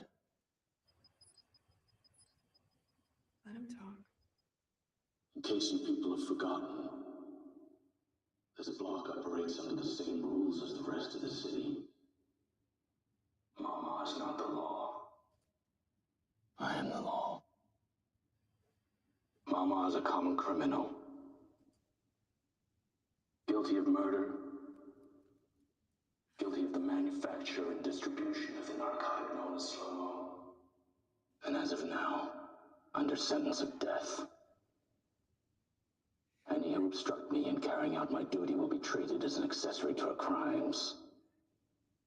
You have been warned. And as for you, Mama, judgment time. Yes. I just love that. Inhabitants of peach trees. Mama's not the law. I am the law. That is the best delivery of that line ever. It was so good. I love that speech. But there's another part in the movie where, like, one of the evil judges, I don't know, they're like fighting or something, and he says, "Choke on it, Dredd." And then later, Dredd like punches him in the throat, collapses his esophagus. He's like, "Choke on it." It's like, yeah. So that's what I feel towards Hollywood. Choke on it, like Dredd style. You could just spend as much time in that picket line as you want. It will only improve our experience as the audience.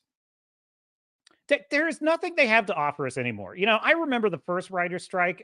It was right in the middle of my favorite TV series, 24. Jack Bauer fighting terrorists. Where is the bomb? It's more of the Christian bit. Where is it? No, but it was like, here, let me do my Kiefer Sutherland. I am out of time for you. You are going to tell me where that bomb is, or I'm going to start taking fingers.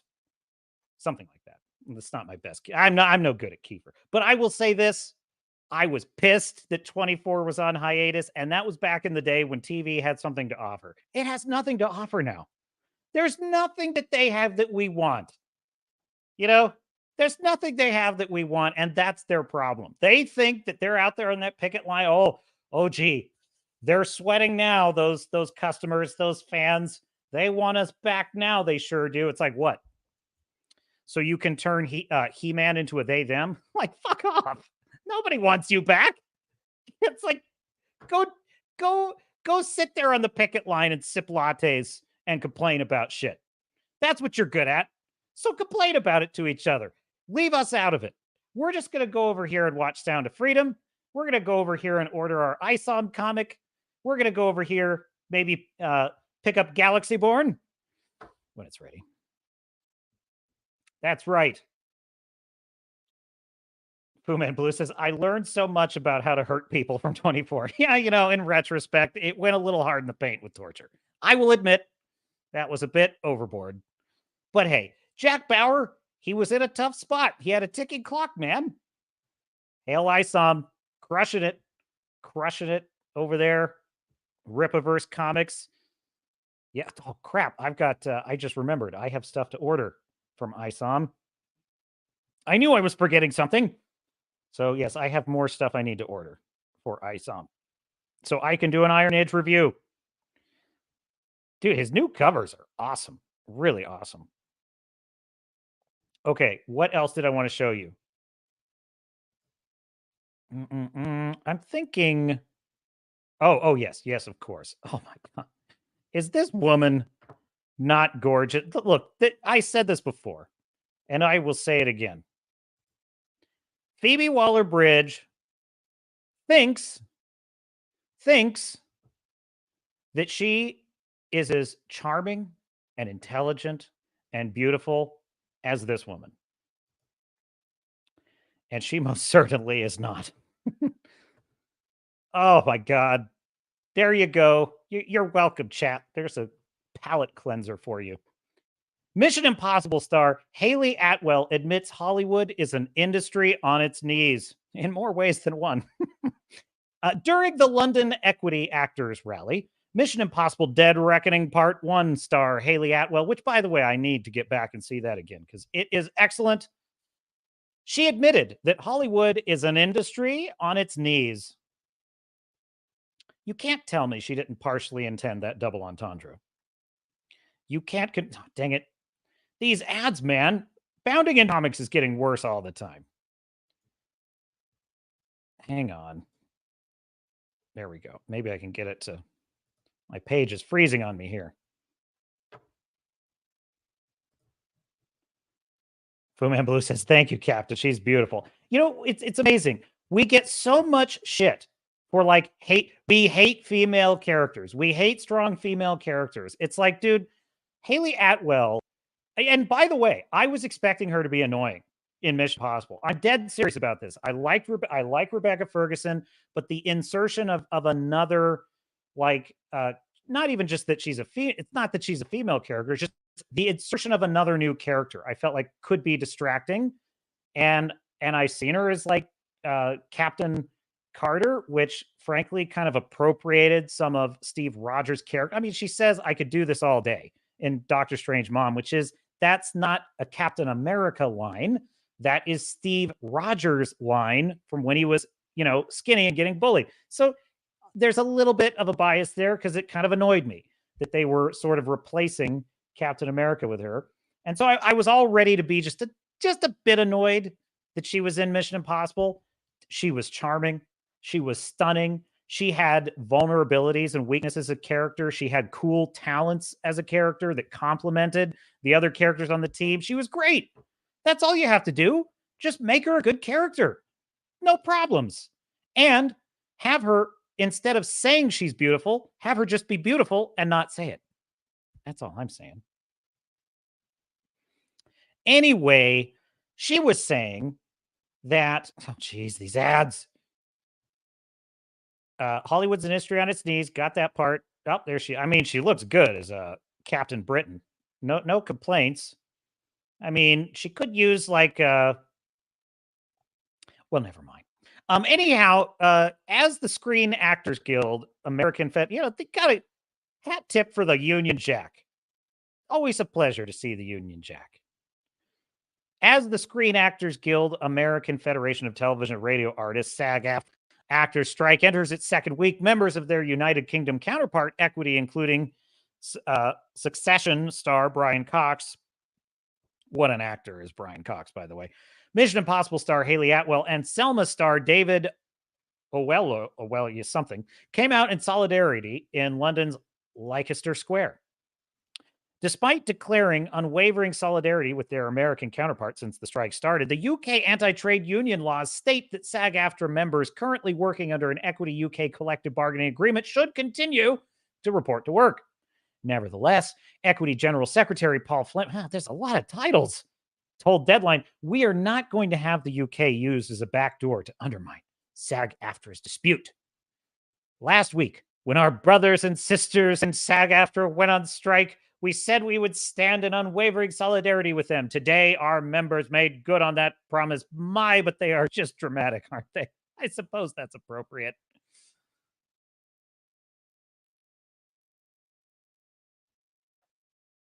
All right. I'm looking for the where is the lead here? Backing the Lord of the Rings, The War of the Rohirrim stars claim was Mission Impossible Dead Reckoning Part 1 star Haley Atwell, who quoted research to Deadline, which claimed that a shocking 87% of SAG-AFTRA members don't earn enough to qualify for health insurance. There is an illusion that if you are seen on telly, then you're fine. But for most people, that is not the case. The Captain Carter star told Deadline, this is not an industry that is thriving. It is an industry on its knees. The gap between the haves and have-nots in our industry is widening at an alarming rate. The business has continued to evolve, and the means of remunerating the people who actually make the stuff isn't catching up with the evolution. Well, you got to stop making shit. I mean, what do you want me to say? You got to stop making shit.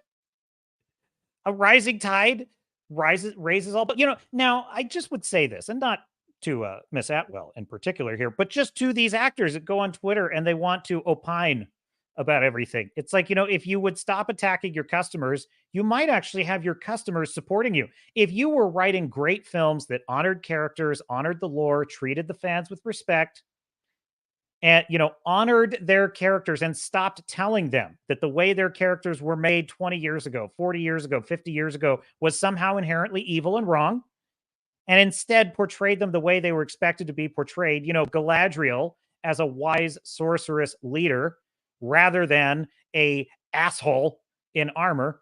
If you did things like that, you might actually have your customer base saying, yeah, pay those writers what they deserve. We want more of their stuff. But you're in this position because your industry sucks. It sucks. And you're begging for scraps at the table. Well, keep begging. Keep begging. No disrespect to the charming and delightful Haley Atwell. None whatsoever. Now, I thought I would share something kind of cool. So this was a thing which happened. Speaking of creatives that are very much thriving, that would be independent creatives. Look at that. Look at that beautiful bunch there. I believe that's Dante, Chris Gore, Hail Film Threat, The Young Ripa, Eric July, Gary from Erotic, and Alan Ing, of course. And so guy in middle. Don't want to have to help me out with that one. Chris Gore, Eric July, and Nerdrotic wow the Comic-Con crowd with uplifting talk on the future of independent media. Chris Gore from Film Threat put together a star-studded panel like none other at this year's San Diego Comic-Con with YouTube heavyweights Gary Beekler of Nerdrotic and Eric July, joining him to give a pep talk to independent creators about the future of entertainment. So I'll tell you, when I met Chris Gore at the meetup, he is exactly like he is on Film Threat. Like he'll just talk to you and hang out with you. It's like I was standing there and I felt like, okay, well, I'm taking up a lot of his time, and I started to move on, but he just was like, waiting for me to keep talking with him. I literally could have just hung out and drank with him all night if I wanted. He's literally like that with anyone that walks up to him. Such a cool guy. Anyway, while the panel's main how does he have that much energy? I look at Chris Gore and I'm like, the guy has unlimited energy all the time. And I so envy that. And he's always got such a positive attitude. That's something your captain is working. I want to have a more positive attitude. Star Fury, could you help me have a more positive and upbeat attitude? Just asking. I need your advice on this. How can I be more positive? While the panel's main focus was film, the group talked about the virtues of building one's own platforms and managing expectations to have a prosperous career in any form of independent media. Gore packed the Marriott's ballroom with a room completely full of fans and aspiring creators eager to hear wisdom from longtime independent creators. Several celebrities were in the crowd, including YouTuber That Star Wars Girl, comic creator Dan Fraga, and Hollywood writer Mac Zickery of Babylon 5 and Space Command. Several fans wore t-shirts of Eric July's ISOM comic. See, we who do not require the approval or the permission or the endorsement of Hollywood, Hollywoke, the woke media. We require none of that. We have a work ethic. We show up to work. We are here to work. We are not here to bitch about what we don't have. We're not here to bitch about being victims of this or that. We're not here to whine about long settled historical debates. We are here to work. We are here to build. We are here to create. We are here to please the most important people in the room, and that is the audience. That is our task. That is our promise and our pledge. We, the Iron Age creators, fans at this year's San Diego Comic-Con are starved for good panel content, are they? With Hollywood pulling out and canceling dozens of panels at the last minute. But is that starving? See, that's not the way I hear it. I hear that it's been the most fun Comic-Con has been since before Hollywood was there. People are buying they're doing what you're actually supposed to do at Comic-Con, which is buy, trade, and talk about comic books and comic book creators. Many attendees have grumbled on Twitter asking if they'd get a refund for their tickets because of the lack of programming. But these independent creators were not daunted, viewing the pullout of Hollywood as an opportunity to build their platforms and get seen. Your captain will be there someday. I promise. What a beautiful picture is that. That just warms my heart. So we are here to work, we of the Iron Age. We aren't going to be ordering pizza on a picket line anytime soon. No, sirree, Bob. What else? I think that's about it for the stack of Gladiator 2. How is that happening? How is that possible? What is it? Oh, it's going to be so bad. It's going to be the worst. It's sad. It's sad to me. 5 years ago, 7, maybe certainly 10 years ago, you never would have heard me be this bleak about the prospect of Ridley Scott directing a second Gladiator. You never would have heard me be this black-pilled about the possibility of a second Gladiator in even 5 years ago. Today, 0. I mean this, 0% chance that this is a good movie. 0. I could say that to you with total confidence. It's not possible for Ridley Scott to direct anything but like a slightly above mediocre, full of plot holes clunker in Gladiator 2. It will be member berries. It will be weird de-aging effects. It will be a clunky plot. It will be boring. That's best case scenario. Worst case scenario, it's a woke trash fire. Now, Ridley's kind of an old hand at this, so I feel like it'll be more old school, so I don't put a lot of odds on it being a woke trash fire, but, you never know. You never know. And on that note, that reminds me.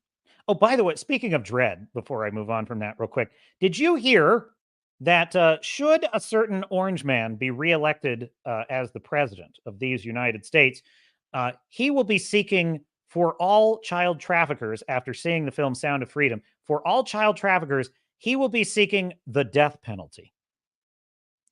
So to all child traffickers, come 2024, you have been warned.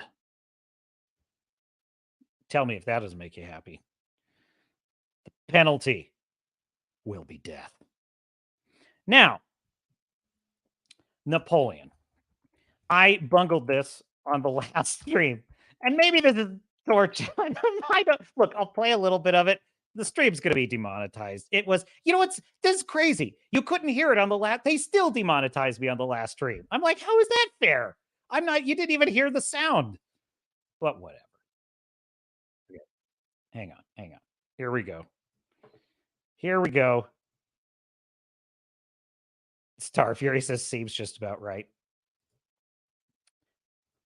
Yes.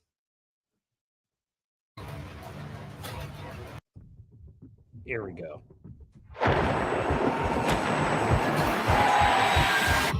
No doubt you've seen the chaos in the streets. We must make an example, or or France will fall. What would you do if this assignment of defense was transferred to you?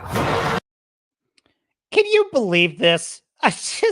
They've turned Napoleon they've turned the French Revolution into a music video.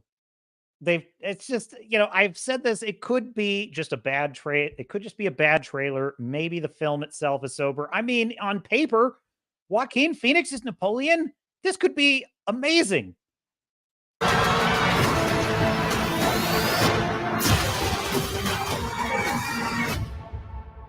I promise you brilliant successes.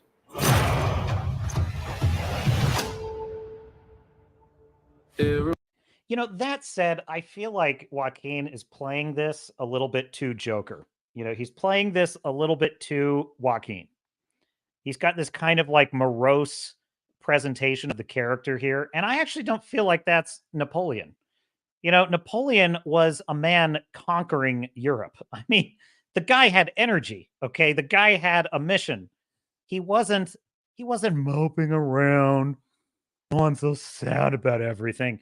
The guy was a freaking, I'm not condoning anything he did. I'm just saying the guy was a boss. Everyone around here. What is this costume you have on? This is my uniform. This is the incel version of freaking Napoleon. This is my uniform. I made it myself. Yeah. I led the French victory at Toulon. Chips, yes. What is your name? Napoleon. As the course of my life just changed. Napoleon.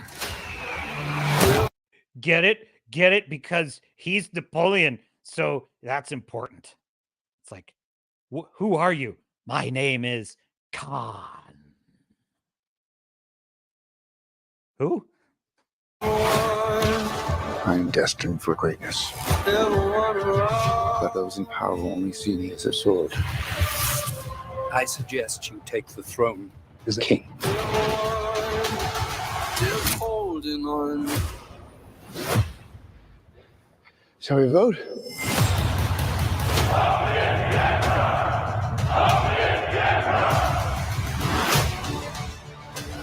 This vermin has held the world hostage with his egotism and his lack of simple good manners.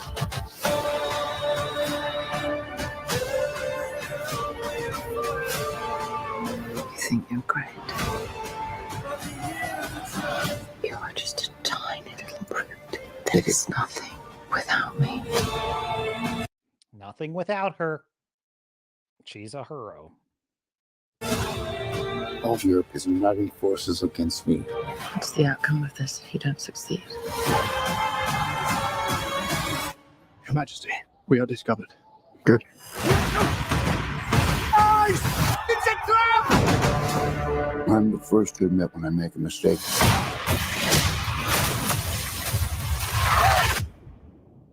I simply never do.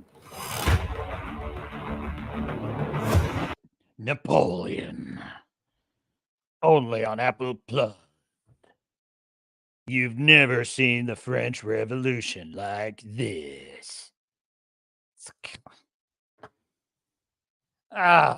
They've turned one of the great historical tales of all time into glossy garbage. It's just unbelievable. What a disappointment. The costumes are brilliant. He looks great in the role. But, I actually, the second time, I'm like, I don't think he's the right actor for this, actually. Napoleon should have confidence. He should have energy, verve, bravado. He should be an unstoppable force. See, this just tells me, it's like, this is the soy boy opinion of what a powerful man is. This is like, he's sad. Oh, yes. Yes. Go ahead and fire the cannons. Yes. This is what, this is my uniform. I made it. You're nothing without me. It's like, this is their opinion of what great leaders are. They think that people in history like Alexander the Great or Napoleon or George Washington or, figures like that. They think that they got there because when they enter a room, they just seem really depressing all the time. It's like, no, there's a reason why Trump is Trump. There's a reason why Churchill was Churchill. There's a reason why these figures were larger than life, because in most cases, they were people that commanded attention. They were people that had a mission in life. They had energy behind them, or have, in the case of those still with us. George Washington wasn't someone that had a lot of bravado, but I mean, he was a towering figure. He was a uniting figure. When he spoke, people listened. It's like Abraham Lincoln was famous for having a very quiet voice, but when he gave the Gettysburg Address, people were straining to listen. So I just this constant like, he's so sad to be Napoleon. It's just stupid. It's just cliche. It's cliche. That's what it is. It's cliche. Fu Man Blue says that would be a nightmare on ice. Phoenix is a nutter. Yeah, he is in a good way. He uses his powers for good, so far as I can tell. And I wonder if that's a real battle, actually. I feel like that's something I'd want to look up. Did Napoleon really fire artillery onto a frozen lake and sink the opposing force? If so, how did I miss that one? That's a pretty good one. That feels like a movie thing for me. That doesn't seem like that really happened. I could be wrong. So, the interesting thing about history is there really are stranger things than in fiction that happen in history. Napoleon's story is absolutely incredible. He conquers all of Europe. He ultimately gets defeated. He's so politically radioactive, they can't just execute him because then he'll be a martyr. So they exile him to Elba. And also he's made himself aristocracy at this point. So he's kind of untouchable in that sense. You can't just go around beheading aristocracy, just like the French Revolution did. So they exile him to Elba to contain him. He manages to escape. He gets back to France. He has basically nothing. The royalist army is sent out to go and apprehend him. The entire French army confronts Napoleon. They are there to arrest him. He gets off his horse. He opens up his jacket and he says, any who would fire on your emperor, let him do it right now. Otherwise, join me. And the whole army joined him. That is you're telling me that this is my uniform. No. The army sent to arrest him joined him. That's better than a novel. You can't even write fiction that good. Well, yeah, I mean, you can. But my point is, so I just would want to see this done well. I would love to see the battle. The Battle of Waterloo is truly amazing.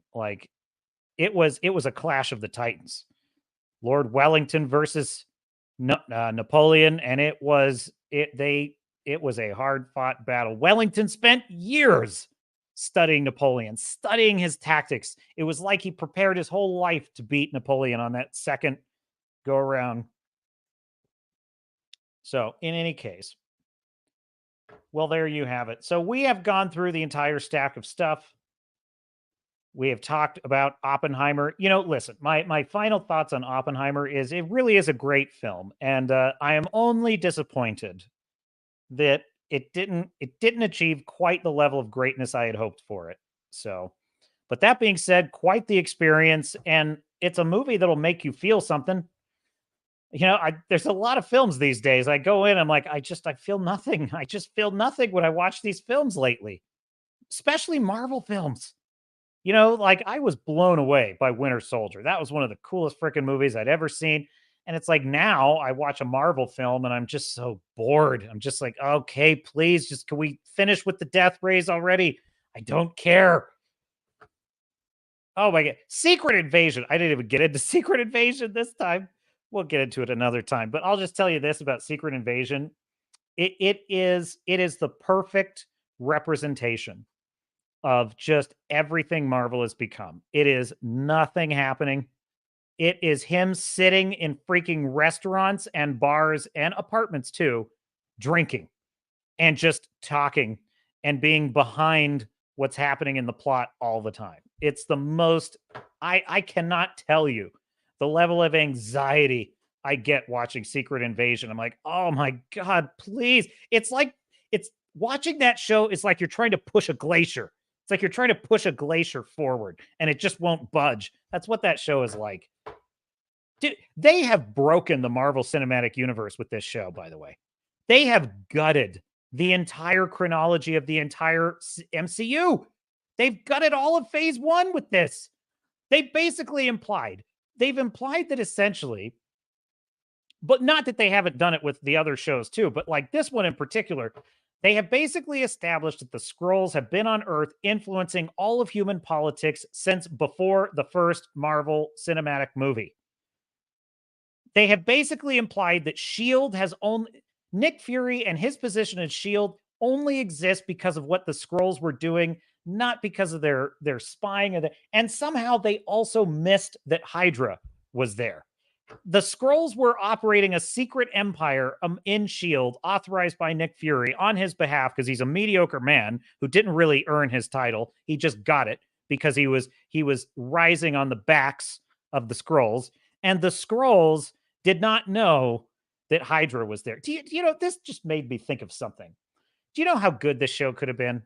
You know, if they had just done old school Nick Fury and it had been a story about a couple of Skrulls and maybe an invasion from space of Skrulls coming back from maybe the planet he found. I'm like, just say that they found their planet. They all moved away. There was a few Skrulls that stayed behind because they were just buddies of Nick Fury, which would not break all the canon and all the lore. And then you could say that those Skrulls that had found their planet had become warlike and an invasion force and were coming here to take our planet. And not because of this bullshit, stupid, oh, you didn't find it at home. No, instead it's like they're just malevolent. For some reason, they're just malevolent and they want to take over our planet. And Nick Fury is working with his trusted handful of Skrulls to get him back. And his regret is not about the blip and I'm so sad all the time. No, it's like he's analyzing his life because he missed the Hydra buildup. He missed it. How did he miss that? He lost his position as director of S.H.I.E.L.D. because he lost S.H.I.E.L.D.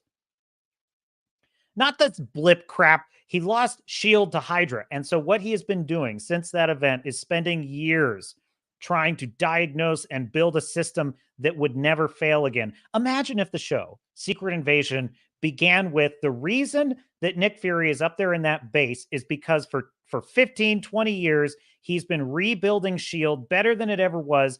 But he's been delaying the launch. He's been holding off. And everyone's been telling him, come on, Nick, we need S.H.I.E.L.D. back. We need S.H.I.E.L.D. And he keeps telling them, no, it's not ready yet. And now they're beginning to suspect something is wrong. And he's like, why isn't it ready? And it's because he's afraid that if he launches the new S.H.I.E.L.D. network, it's going to get compromised again the same way that Hydra compromised it the first time. And maybe this threat is the only thing that motivates him to roll it out. Maybe he rolls it out and then finds out there's a secret army of Skrulls and it's his worst nightmare. It's happening all over again. And that's what he's up against. He's up against, can he not make the same mistake he made the last time? And it's tormenting him. And it's about him, not about him and his annoying wife. God, the characters, she's not annoying. She's boring.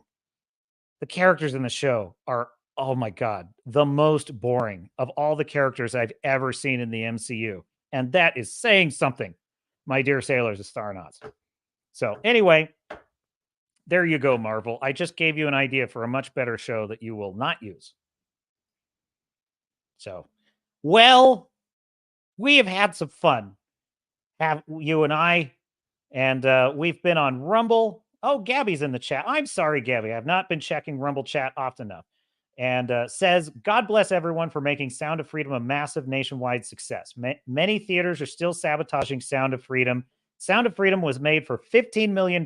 It earned over $100 million so far, and it hasn't even been released internationally, which is all true. Excellent points all. And by the way, By the way, where are we on Sound of Freedom? Because I think I saw some new news on this. Sound of Freedom box office. Let me see if I can pull this story real quick.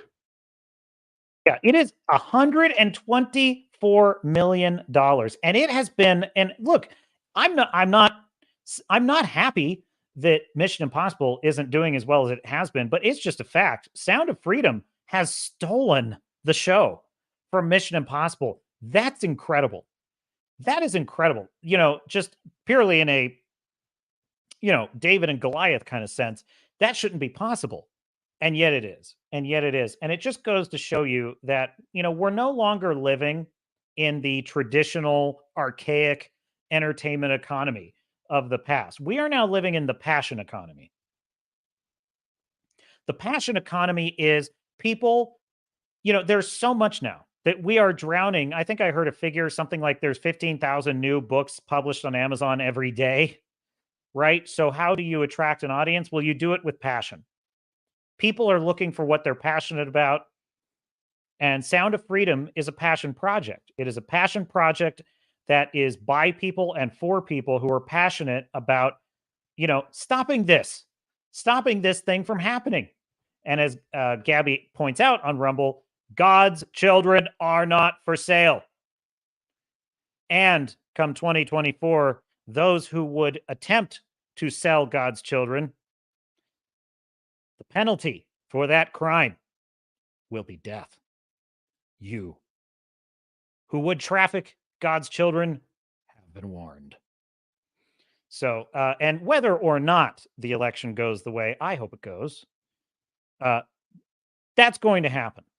That penalty will be in place one way or another. Someday that penalty will be in place and it will be enforced. So, and this movie is going to make certain of that. So, anyhow, that is good news. And what else? Oh, I was looking for this story. Yeah, 124 million. Absolutely humiliating. Hollywood. And it's in fewer theaters. This is the thing. It's only in like 2,800 theaters. Films like Mission Impossible have 4,000. Oh. Okay, I totally forgot.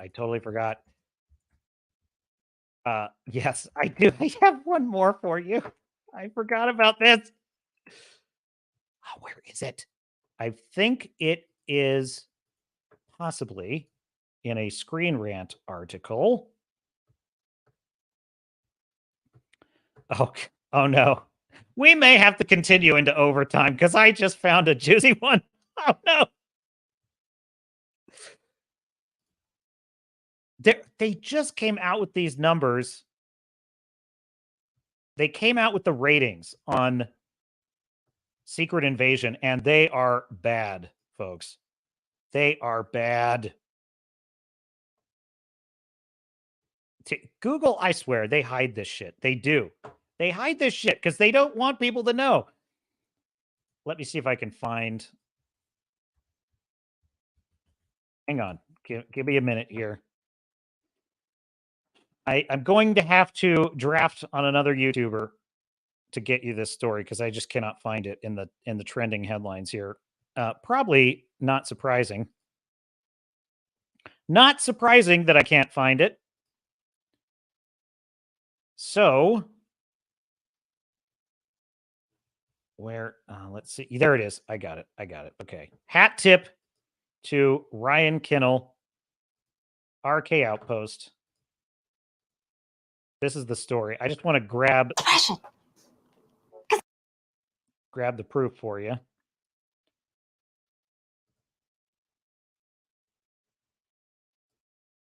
That should definitively have gotten more attention. Hang on a second. Let me find. Here it is.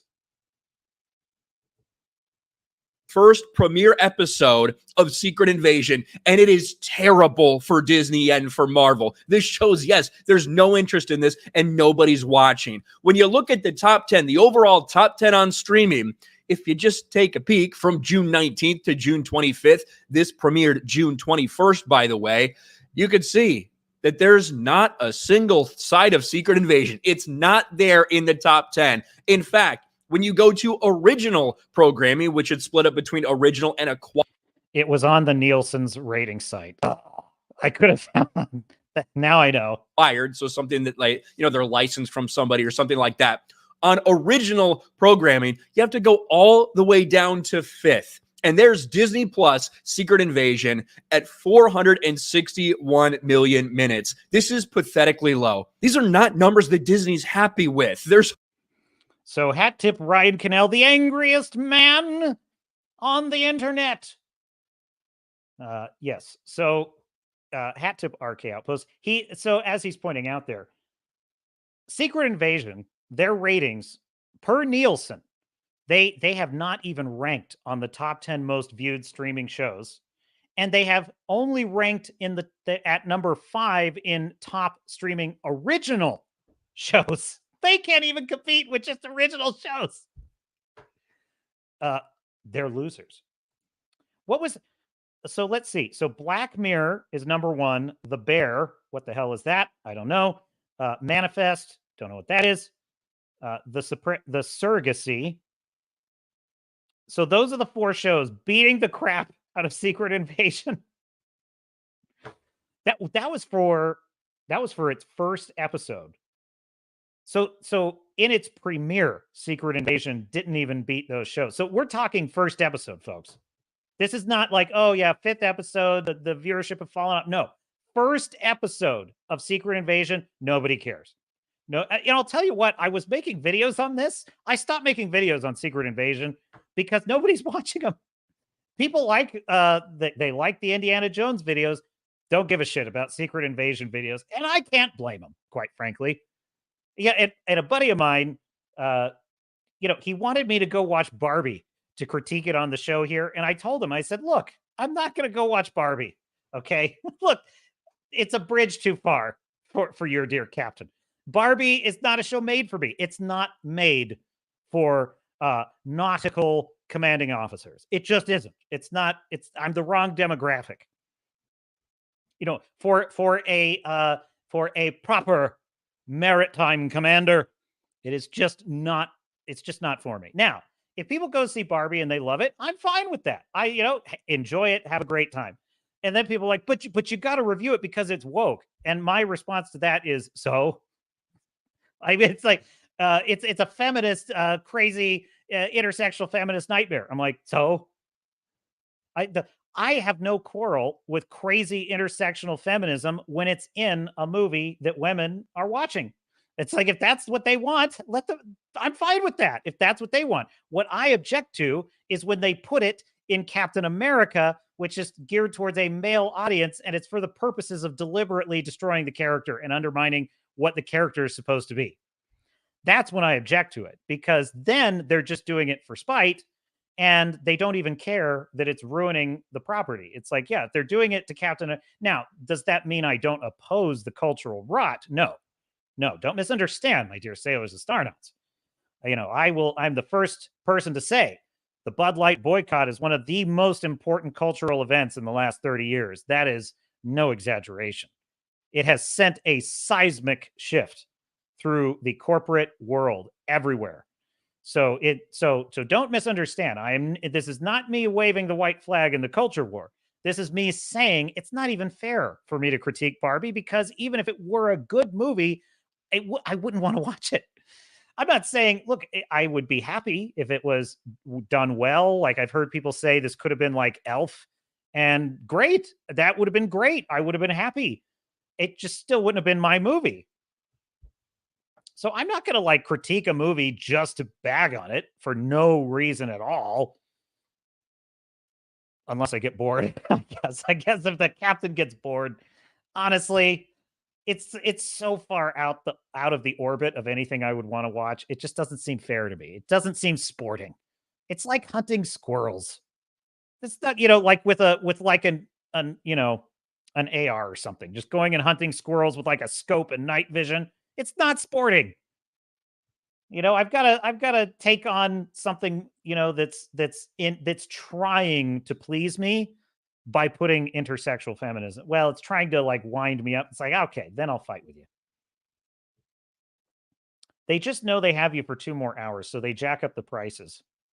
Oh, talking about cinemas, make money on the concessions, not the movies. Yeah, exactly. Exactly. You know, I'm fine with that. I'm fine with them making money on the concessions.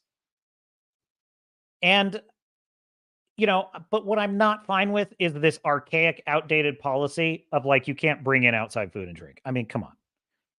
Come on. It's ridiculous. Sell better products. And then people will buy your products instead of other people's products. But whatever. I'm not, you know, old man yelling at the moon. What do I know? Okay, so shall we have a nightcap before we round off the evening?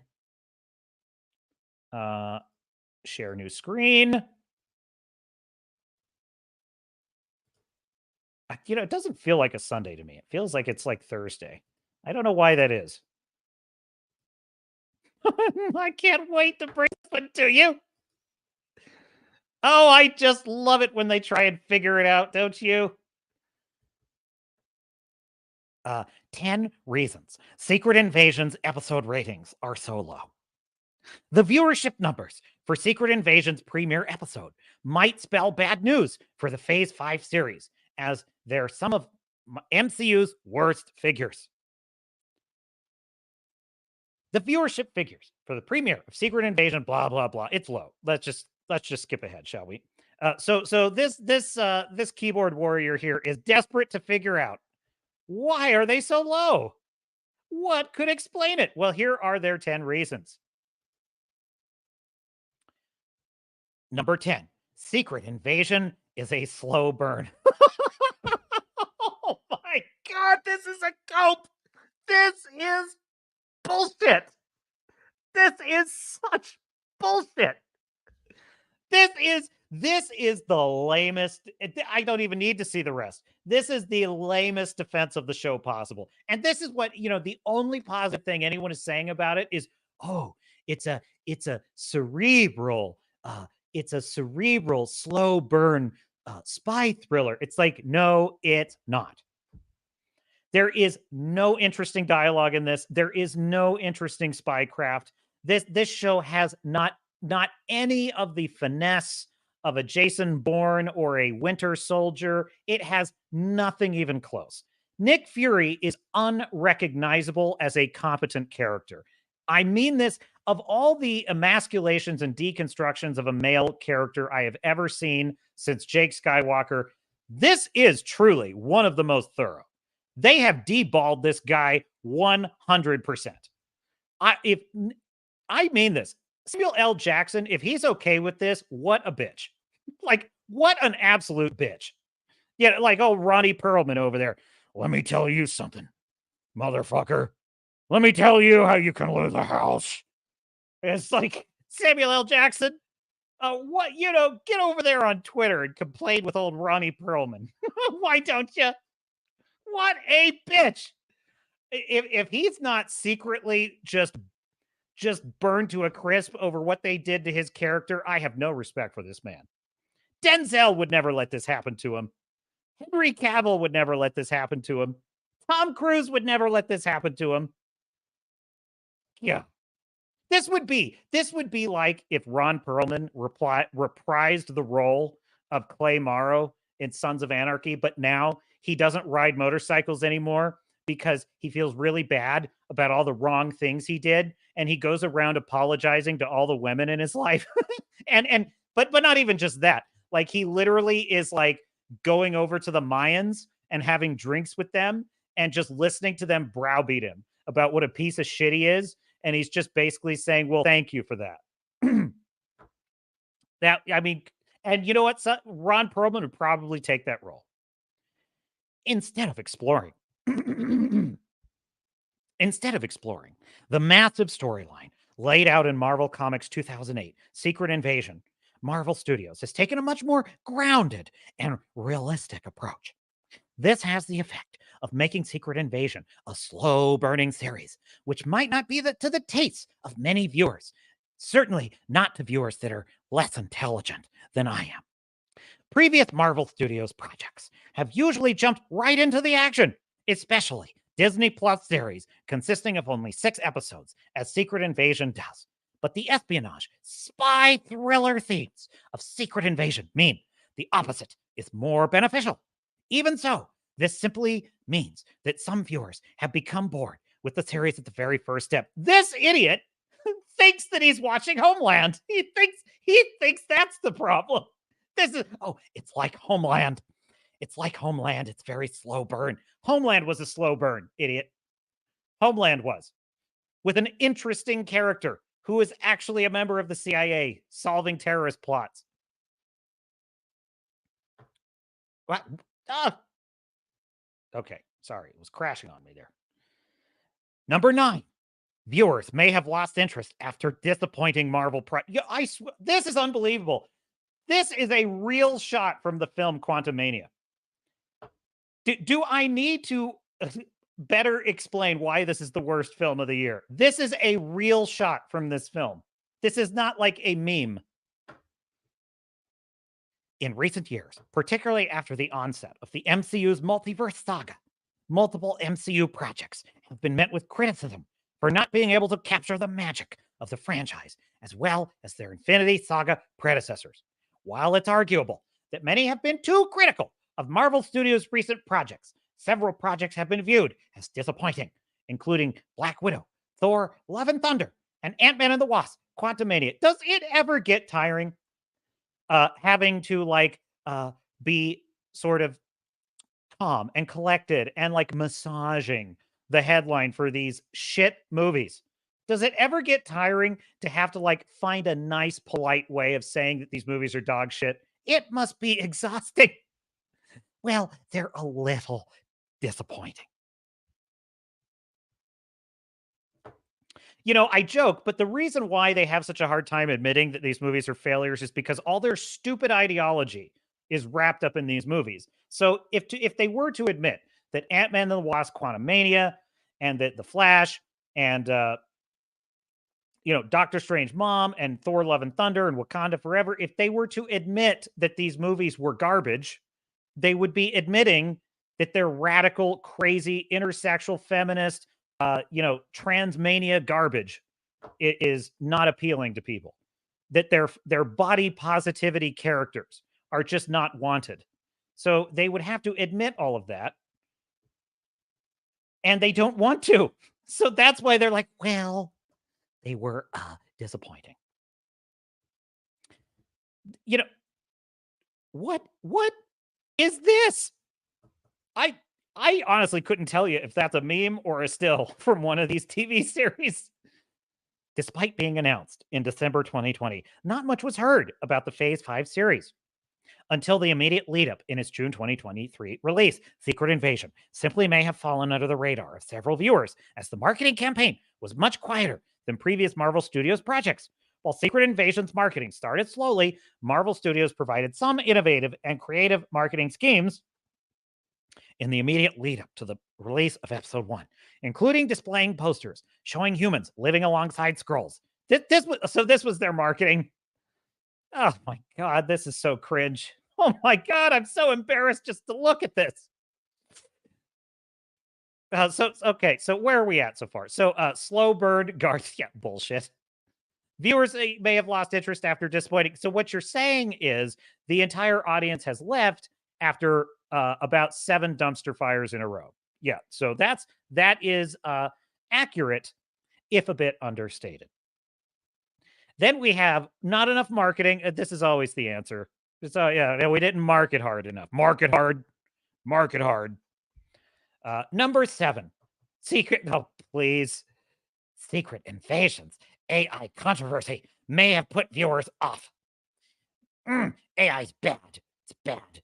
Invasion was revealed to have used artificial intelligence to take jobs from well-meaning writers to aid in the creation of its title sequence shortly after the release of Episode 1.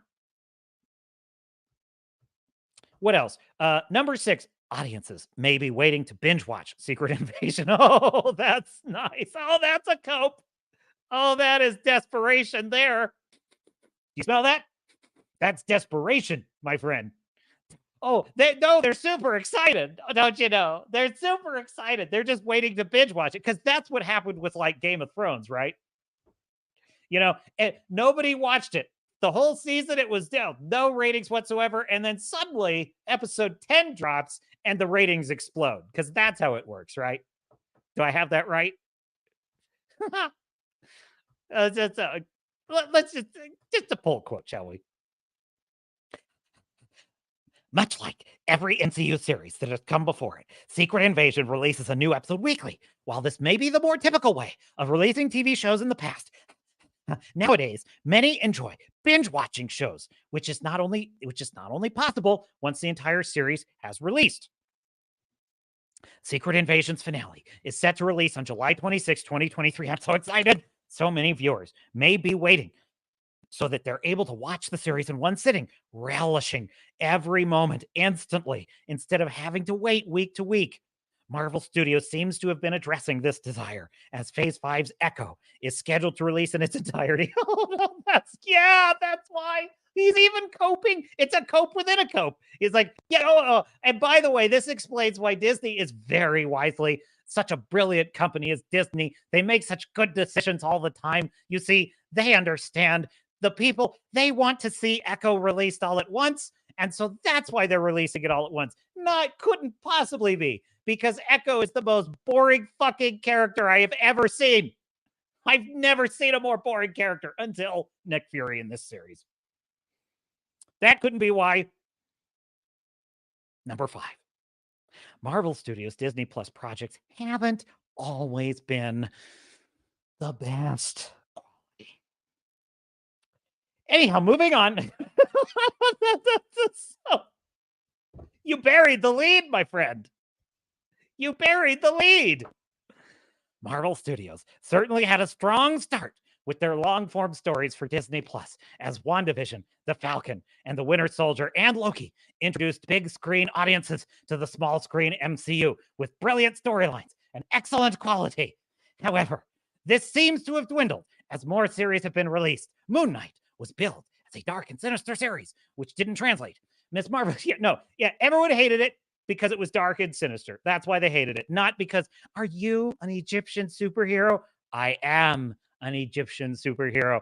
And the CGI quality of She-Hulk, Attorney at Law, was criticized by many. In addition to the fact that it was a comedy show that wasn't funny, it was a superhero show that didn't solve a lot of the problems. Like, we're chewing over things that aren't really problems anymore because it's like they're trying to write like male chauvinism in the modern world, and their take on male chauvinism is that dudes at a bar are like, oh, there's a hot woman, I'm going to go talk to it. Said no male chauvinist man ever. This is, even male chauvinists do not speak this way. I'm not denying the existence of male chauvinists. I talked to many of them. This is not how they talk. They do not say, I'm going to go talk to it. Oh, my God. Number 4. No Avengers in Secret Invasion is hard to sell to viewers. Now, I see this screenshot here. My God, does this break your heart, my dear sailors and starnuts, or does this break your heart? Can we just, a moment of silence? The captain has called a moment of silence for what the MCU once was.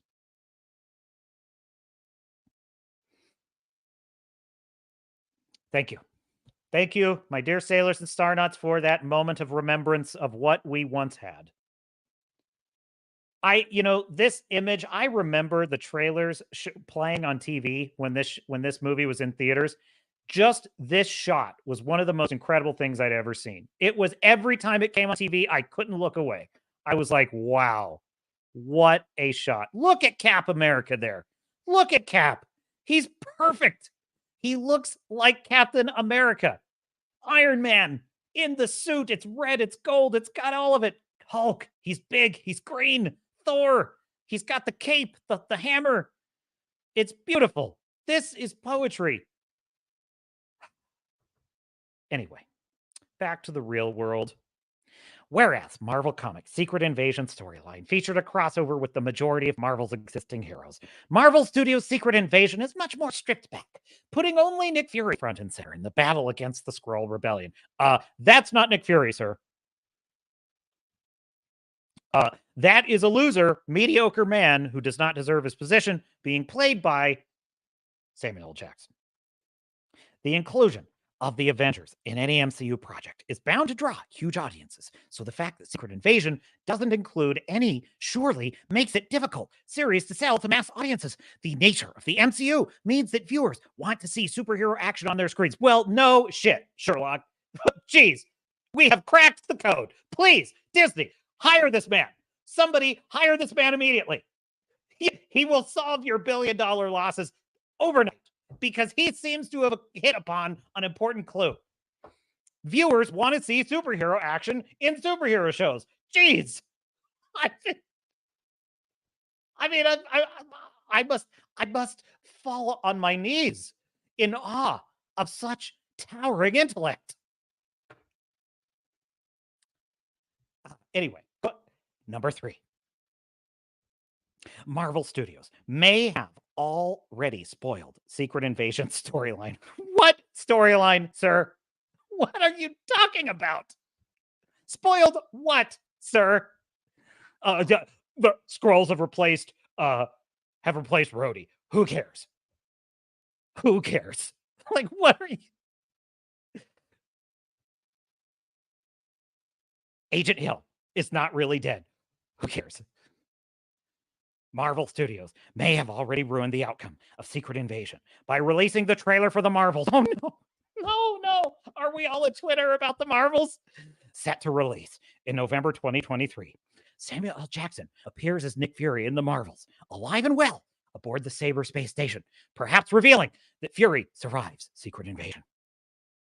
This may have led many to suspect that Secret Invasion storyline would have no impact on the MCU, especially since there are a huge number of upcoming projects that Secret Invasion will have little effect on. Of course, the Marvels could take place before Secret Invasion, but this could still be a contributing factor in Secret Invasion's poor viewership numbers. This, ladies and gentlemen, is a detective of absolute peerless skill. Peerless. Number 2, the penultimate. Secret Invasion is less family-friendly than other MCU shows because there are too few transgender children kissing their girlfriends. Marvel Studios has always taken pride in the fact that their previous projects have been very family-friendly, with plenty of hot transgender action, allowing audiences of most ages to access their stories and feel represented by getting their dick in a blender. However, the MCU's multiverse saga is undoubtedly darker. The Secret Invasion increases this even further. Secret Invasion is tense, emotional, and more violent than previous projects, perhaps putting off younger viewers and their parents because we care that parents have a say in their children's education. On Disney Plus, Secret Invasion is rated as 16 plus, which would contribute to this.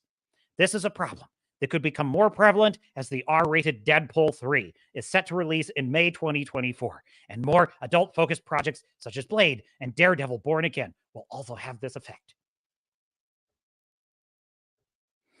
And I am just dying of curiosity. I don't know about you, but what is our dear detective's number one reason why Secret Invasion has no ratings? I haven't read this, by the way. I don't know what it is. I'm on pins and needles, aren't you? He's about to crack the case. And now, without further ado, the number one reason viewers may suffering burnout after so many superhero projects. Yeah, can we just let me just pause there. Let me ask you a question. Is this what burned people out? Is this image what has burned people out? Is this why Flash is failing? Shazam is failing? Black Adam is failing? Black Panther is failing? Thor is failing? Ant-Man is failing? Is this why all those projects are failing? Doctor Strange is failing. Thor is failing. Secret Invasion is failing. Is this image why those things are failing? Because people are tired of this? Moron.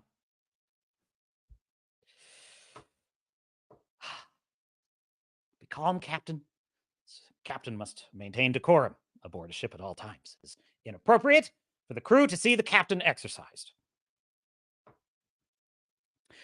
Viewers may be suffering from burnout after so many superhero projects. During the MCU's Infinity Saga, Marvel Studios released no more than 3 projects per year. But the start of the multiverse saga and the development of Disney Plus shows has seen a massive shift in Marvel Studios' content plan. In 2021, 5 series and 4 feature films were released. Oh, they were so good. All of them were so good. I can't remember any of them. They were so good. Which fell to 3 series and 3 feature films in 2022. The sheer volume of new, incredible, groundbreaking content that is so amazing from Marvel Studios may be causing superhero fatigue from excessive awesomeness. This could have certainly had a part to play in the low viewership numbers of Secret Invasion, though only time will tell whether this continues throughout the release of the Secret Invasion. This idiot has hope. He has hope, ladies and gentlemen. Oh, yes. No. Listen to me. Listen to me. I figured it all out, okay? Look, if you follow here to here, carry the one, you see, they're just waiting for the show to be fully released so they can binge it, because people like to binge, don't you know? The towering intellects, ladies and gentlemen, of Screen Rant. The towering intellectual might. They have carefully reviewed the case. They have poured over volumes and volumes of data. They have interviewed thousands of fans and focus groups and test audiences, don't you know? They have report over studies. It burned the midnight oil. They have, and they figured out that fans might be waiting for the whole series to be released so they can binge it. And it could be that it's just a little too dark and it's too much of a slow burn for those stupid MAGA fans that don't understand good fiction. They're brilliant. Fu Man Blue says, that's a great way to make that point. Show the OG Avengers. That's what's there. Like, this unhappy accident. And Fu Man Blue says, I'll never give another dime to those shysters. The problem with commercialized marketing is that they assign the same value to everything. If it fails, it was because they didn't have the proper marketing budget. And exactly, this is my point. Like, he talks about like the Avengers in the same breath as he's talking about the Marvels. Like, this is what I mean. Like, all content is the same to them. They're just like, oh, I can't. The Marvels, the Avengers. I don't know the difference. I know you don't. So let me just make sure that I have caught all the chats, viewer activity. So many things to monitor. So anyway, well, that was a fun little excursion, wasn't it? They ain't giving up on the MC, folks. They ain't giving up. They still believe. Fu Man Blue says, I'm not burned out on that, meaning the OG Avengers. I'd watch more of that. Of course you would. Fu Man Blue. This is my point. There is no superhero fatigue. Okay? I will watch The Dark Knight to this day and love it. In fact, what did I watch? I was watching The Matrix. Just the other night, just on a lark. And I love that film. I will watch that film any day of the week. It's a beautiful, excellently done science fiction film. I just love it. So no, the problem is not that they are lying. They are gaslighting. That whole article was an exercise in total dishonest, misleading, frankly, malicious gaslighting. And I get it. You got to make a living, right? He's getting paid to write these articles, I guess. And good for him. Sure. He's getting paid to lie. He's getting paid to lie for very powerful, very wealthy corporations that exploit whoever they have to. Writers, fans, actors, each other. They're cannibals, these people that run Disney and these entertainment companies. They're cannibalistic. They're backstabbers. I got no pity for any of them. Bob Iger's over there pissing on the writers. The writers are over there pissed at Bob Iger. They could just eat each other for all I care. Because, and this guy's lying for it. That is, what is this guy's state? Let's just, I want to give proper attribution here. This would be Kai Young. You know, nothing against Mr. Young, but this is pathetic. This piece of writing here, this is pathetic.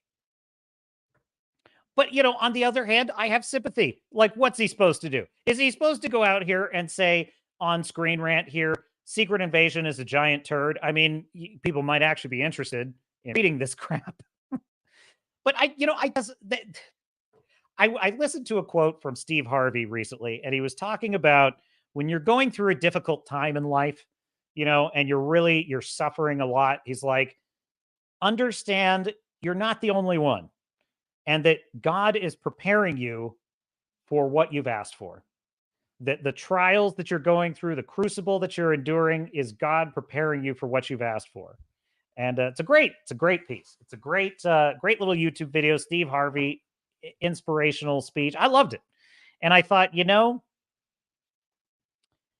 that's a great quote. And then there was another great quote, which is, God is only, if I'm not getting all holy roller on you here, I'm pretty agnostic. So this is not me being super religious, and no disrespect one way or the other, whatever your beliefs. But I do appreciate positivity and motivational speeches from the perspective of faith. I really do. And one of them was that, you know, God is only going to meet you where you're at. He's only going to give you just enough so that you can reach the next level of awareness. So in other words, you can't reach the next level all at once. You've got to go one step at a time. And so what you're sort of experiencing in life is generally a reflection of your readiness for the next step. And I tend to think that some of our blue pill friends, they're not ready to understand why the show is really failing. They're getting there, but they're not ready to understand the full weight of it. And I sympathize with that. Look, I don't enjoy the fact that the Marvel Cinematic Universe sucks. I don't enjoy the fact that Star Wars sucks. I don't enjoy that Rings of Power shat all over Tolkien's vision. I don't enjoy the fact that these things are happening. I don't. I want the Marvel Cinematic Universe to be great, but I'm just not someone who can live in denial. I just can't do it. And a lot of people want to. They want to believe these things are still good. They want to be invested in that. And I sympathize. I do sympathize. I understand that impulse. But it just isn't. It just isn't. And you're doing yourself no favors by deluding yourself. But some people need the time-released pill, and that is my most charitable interpretation of the work, the fine work that this writer is doing. So there you have it. Well, we have had just a barn burner today on the Captain's Cast here on Swords and Starships Channel. So please do like and subscribe to the stream. We are streaming on Rumble. We are on Twitter, SNS Channel on Twitter. We are on Rumble, Swords and Starships. We are on Kick. When I figure out how to stream on Kick, I will be doing some things on Kick. We are on Locals. And yes, we march on. We of the Iron Age, we shall never surrender. We shall defend our franchises. We shall defend our culture. We shall defend our characters. We shall rebuild. Channeling Sir Winston Churchill, Darkest Hour, great film, so good. Fu Man Blue says good night. Salute to Fu Man Blue and to all the chat: Star Fury, Tom, Silverback, Wrangler, Gabby over on Rumble. Good to see all of you, and all of you lurking, watching on the replay. I am humbled and honored to have your patronage, and I shall endeavor always to provide you with some entertainment and to leave you feeling lighter on a Sunday evening, ready to tackle the week with verve and vim. That's That is the appropriate attitude for a tar. British tar, an American tar, any sailor is star not, really. And Fu Man Blue also says, oh, yes, I read that one. Okay, cool. I believe we are all caught up. Tom says The Bear is great. I missed that one. That was one of the movies we were going over previously. The Bear is great. What is The Bear? I don't even know what that is. I definitely don't know. Okay. I don't think I missed any other chats. All right. Well, we are going to leave it there. My dear sailors and star nuts, this has been the Captain's Cast number 23. Hopefully a much better show than last show. Your captain, that is, that is not typical of the captain's standards of conduct aboard this vessel. And Shad knows. Okay. Shad from Shadiversity. All right. I'll check that out, Fu Man Blue. And so I say unto you, my dear sailors and star nuts, until next time here on the Captain's Cast every Thursday and Sunday, I will see you out there. Hold on. No, he was so close. Okay, one more time. One more time. I will see you. Is this on? What? I don't understand. What is it? What does it say? What? I can't see it. What don't you fucking understand? What don't you understand? I'm trying. All right, fuck it. We'll do it live. We'll do it live. This thing sucks. I'll see you out there. This thing sucked. Oh, you and me, we're done. You know what? We're done.